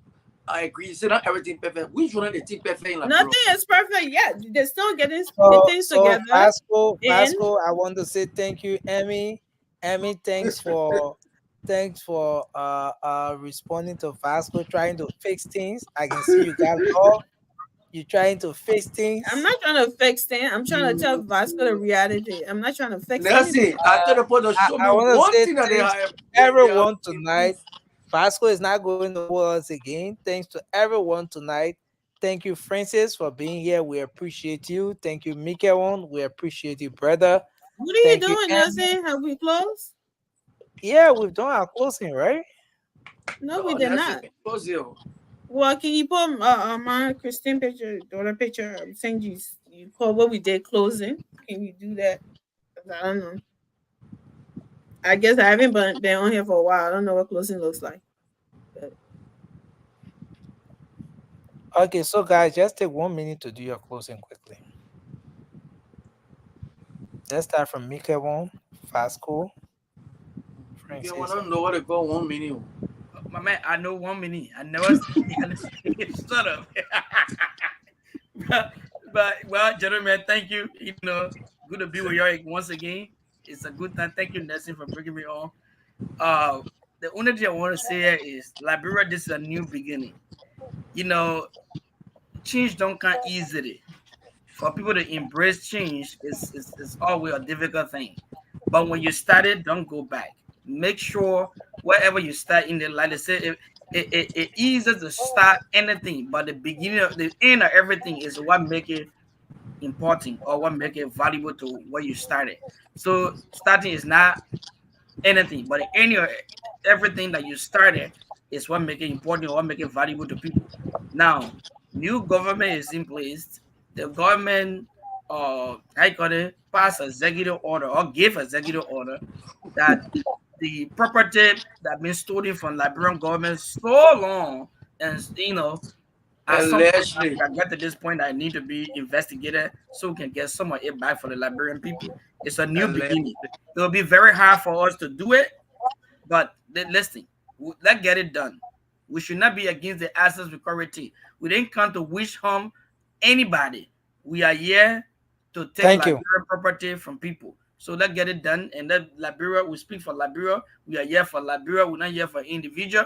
We are here for our country to be better. That's why we're here to stay here all night. Thank you very much, Mikael. We appreciate you Thank you. tonight. Thank you, Nelson. Fasco, you want to go ahead quickly? Yeah, Nelson. I mean, my closing, look, I just want to say this to our Liberian people. I know this is not what you were expecting, but I can feel your pain. I can feel the pain. I know what it takes to sleep almost week or 1 month, 2 months just in the heat. Wow. And most of the I know what you goes through. I know what it takes to feed your family in Liberia. And right now, kind of information I'm getting from the country, our people are catching real hell. So when they started catching hell? Nelson, please start interrupting your brother. Closing, please. People experiencing Let the right man now, close so we apart can from the close. war, apart from the war, the experience that Liberia are going through right now, they have never experienced that kind of a suffering. Wow. I mean, imagine every time the president gave any executive order on reducing any prices or something, that the time I don't think can go up. We saw something talking a tariff on rice and all the thing prices up. Nelson, you in the country. Rice go up, gasoline up, no current, people houses burning every day, the free wash gone, a free university fee gone. I mean, people lose everything. I thought these people came to rescue our people. Our people are going through tough time. This is not politics. The rescue tree, you need to double up. Instead of you helping these people, you're taking food from the people table in almost all ministry because the people, they are sedition. I want for the president to know tonight that when you win an election, you are no longer president for any political party. You are president for the Liberian people. So you should take everybody equally. Treat everybody the same. But George Weah won the election. There was nothing they call United Party and Nelson, you there? That why he never took I just muted him. That why he never took anybody from supplementary listing or whatsoever. Everybody remained there and the work in his government. Thank you, Nelson. Thank you. It was a great show. They're coming through my boom. I could see the passion. I could see the passion in you as you spoke. Thank you, Fasco. Thank you. The love for the Liberian people. Francis, Francis. don't give yourself too much credit. Nothing you said or anything for people to come and chew. But let me just tell you, Liberian people, straight up, they want us to believe. You know the Houdini thing. They say lower less, not lower less. They want us to believe that 6 years under the George Weah government was better. They wanted to believe that President Parker taking food from people table that didn't even exist but were on payroll. So the payroll that they've been paying the people for all this time, who the money was going to, they want to believe that in your best interest. Somebody don't exist, but they're paying them. It was in your best interest. That's what they want you to believe. President Parker inherited this problem. We're not giving any excuses. He has to fix it. Whether George Weah messed it up or he didn't mess it up, whatever the case may be, the people still need results. So we are going to be here day in and day out to talk about what's going on, to bring things to the light. And President Parker got his work cut out for him. And that's why I say again, he's probably, I hope he's not planning on running for re-election in 2029. So he needs to not even care for anybody's feelings. Don't care for anybody's feelings, but care for the Labrador feelings. Care for, he talk about free education. What was the free education? In building that, leaving people and sitting on the ground. Students in other counties don't even have armchair or desk to sit at. He said free education. No wonder why you see 12th graders giving speeches like the Jackie from the interior and they learned English 2 weeks ago. But it said free education. Embarrassing our brothers and sisters in Liberia there. Come on. My people, things will be it's hard right now, but it will get better. Okay? The progress is the ghost people that they took from the payroll, the whistle spending that President Parker is cutting. That's part of the progress. Okay? The budget hasn't even been approved yet. The budget hasn't even been approved yet. And that's the first quarter. Budget hasn't even been approved yet. So we pray things will get better, yeah? It will be better than the last 6 years. Thank you. I mean, finally, take us on Marshall territory. Yes, sir. So, oh gosh, Vasco want us to believe that the people were living in harmony 2 months ago. But this harmony mysteriously disappeared in 2 months. Wow. Liberian set another record. But listen, guys, like everybody come here all the time. President White Guy promised you. He promised you to bring these people to book. He promised to go after what was stolen from your country. And that's what he's doing. He promised a whole lot of things that he would rescue you. I think he's forgot to rescue you from Vasco a little bit. We gotta get on him for that one there. Because Vasco can be on here telling you that kind of thing. I think your ENA rescue, and we will work on that too. But he will not do it overnight. How will you guys rescue him from Vasco? Vasco needs therapy. We need to carry Vasco for therapy. The brother safety is involved here. When you say you rescue him from Vasco, you need to be explicit in that. Vasco needs therapy to come to the reality instead of staying in on the psychometry, because that's the psychometry talk he come here to give to the people and calling it reality. Okay, Vasco knows that these people sleeping on the heat because when he was there with Judge Bia, he was sleeping on the heat. There's no way they could have been sleeping on an air condition, and in 2 months they'd be sleeping on the heat. Vasco know that there was no security in the country because Judge Bia told them to have CCTV.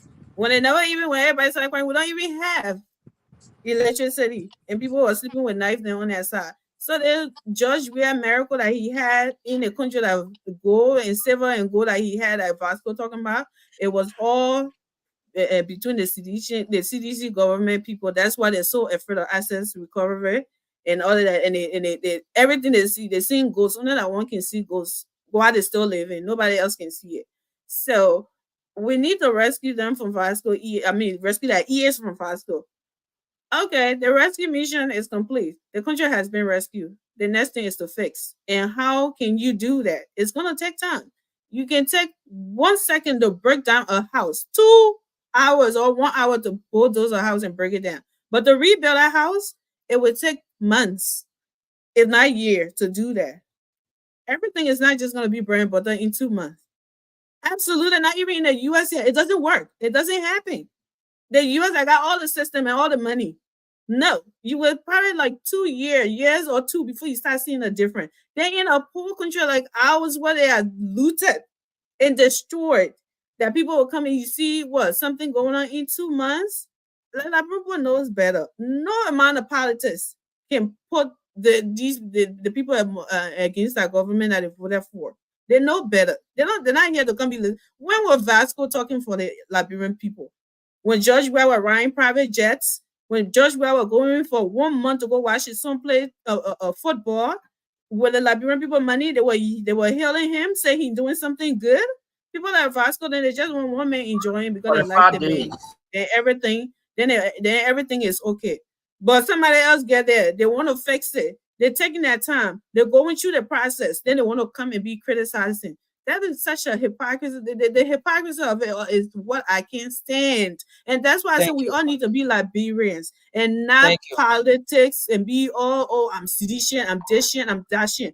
Joseph Waka said it. There is no blue Liberia, there is no green Liberia, there is a Republic of Liberia. So he's not doing anything for the Unity Party and leaving other people out. So you need to stop.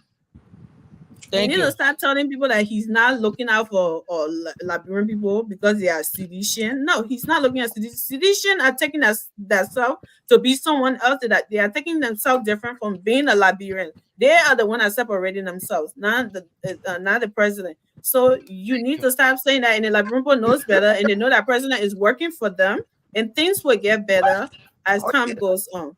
Thank you, Nelson. Thank you, Amy, and thank you, Vasco. Thank you, Mikael. Thank you, brother Francis. Francis is on third shift tonight, so he's about to take over for the little man. But I saw him catching some buka. That's okay. So we look forward to being here tomorrow, man. We say you thanks put a to all. picture up. Do not forget. Oh, yeah. See, I keep reminding you, and you keep. Mama Christine is Nelson, not me. The Liberian yeah, but Joe, we are. Now why you're moving Joe for power? Exactly. Who did Joe?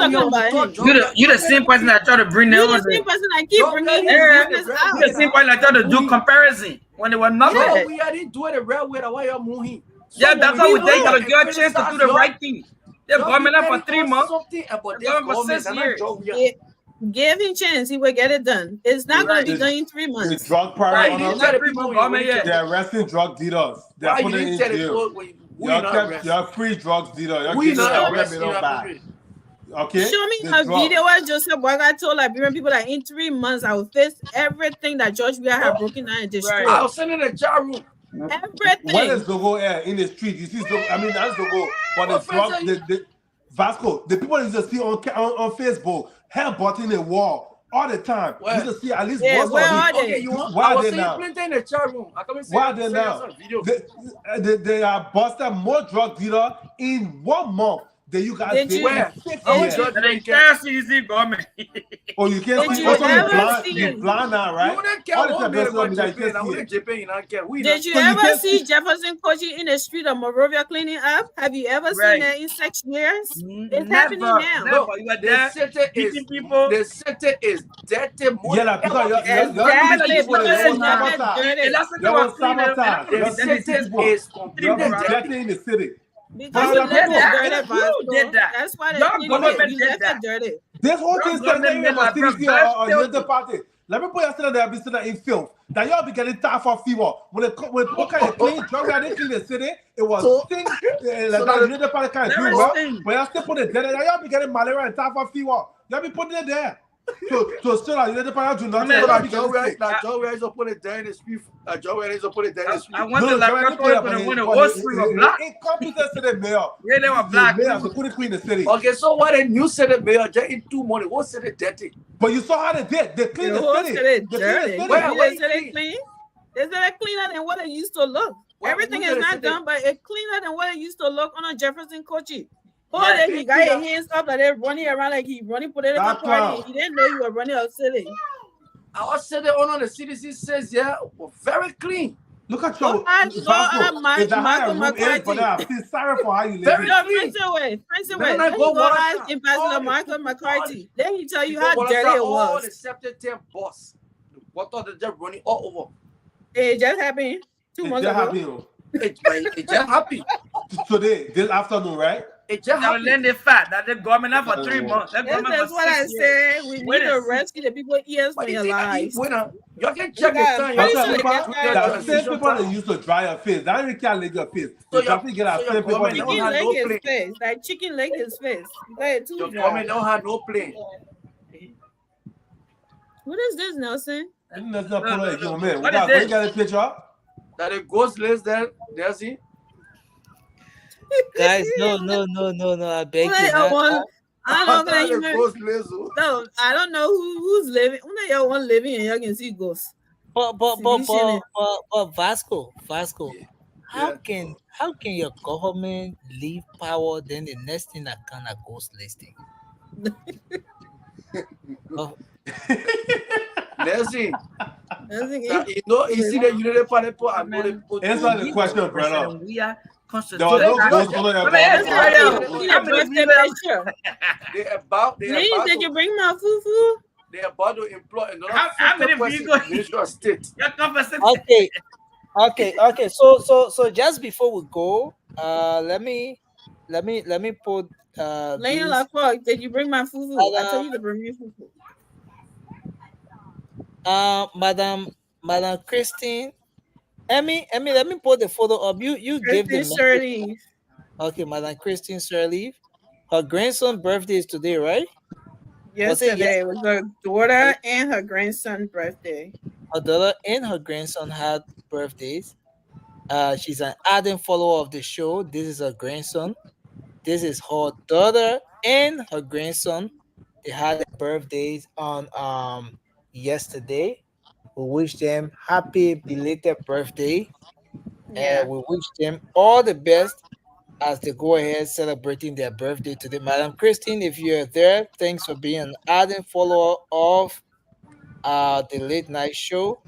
And we wish your daughter and your grandson From happy. Sherpa Page and Kristen Shirley. Okay. Out of Iowa, Cedar Rapids, Iowa. Okay. Saying happy belated birthday to Lapu. That's it. Put the other pictures on them. Yeah, so I think these are the ones we have here. Oh, What the rest of them? after midnight, I told them my sister's birthday. Cecilia Jabate of Delaware. Okay, send a birthday shout out to her. Send a birthday. Yeah, happy birthday, sis. Leslie, you only got one. I sent you all the pictures. I'll probably send her picture tonight when we do the next show. Send her birthday today now, but I'll do that. You left the cute one, so you said that's the only one you got. I mean, you want to put me? You want to put me probably? This is the only one we got. Right? I sent you all the pictures. Stop there. This is the only one we got. And yeah, so we want to wish them a happy. Yeah, so that's the photo right there. I mean, that's what we've got. But again, I want to send a special birthday greeting out to Miss Comfort S. Toka. Today is yesterday was her birthday. Her brother, Pastor Dennis N. Kamara, is wishing her happy birthday as she celebrates a birthday today. As you Miss Comfort Toka.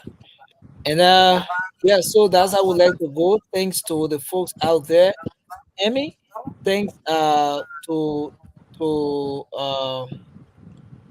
thanks to you for bringing up this nice birthday post, and I will wish the folks again happy birthday. I wish you would have shown all the pictures because I know I sent it to you. Yeah, but I couldn't get everything. This is what I was able to get. And again, we wish them a prosperous new year. Okay, so that's how we like to join. Happy birthday, y'all. Your birthday is usually your own new year. Your new year starts on your birthday. Oh. So guys, they will come away again. Have a good night. Lynn Laporte, thanks for being here. Madam Christine Strelly. You say you didn't bring any food. You promised me though. That's not cool. Leo, stay, Thank you, everyone. thank you. We appreciate you for being here tonight. Man, Vasco, I see you tomorrow. Isa. We look forward to Remember, a great man. show. The day I come in. Yes, sir. A special one from the CEO, stand coming with the spoon.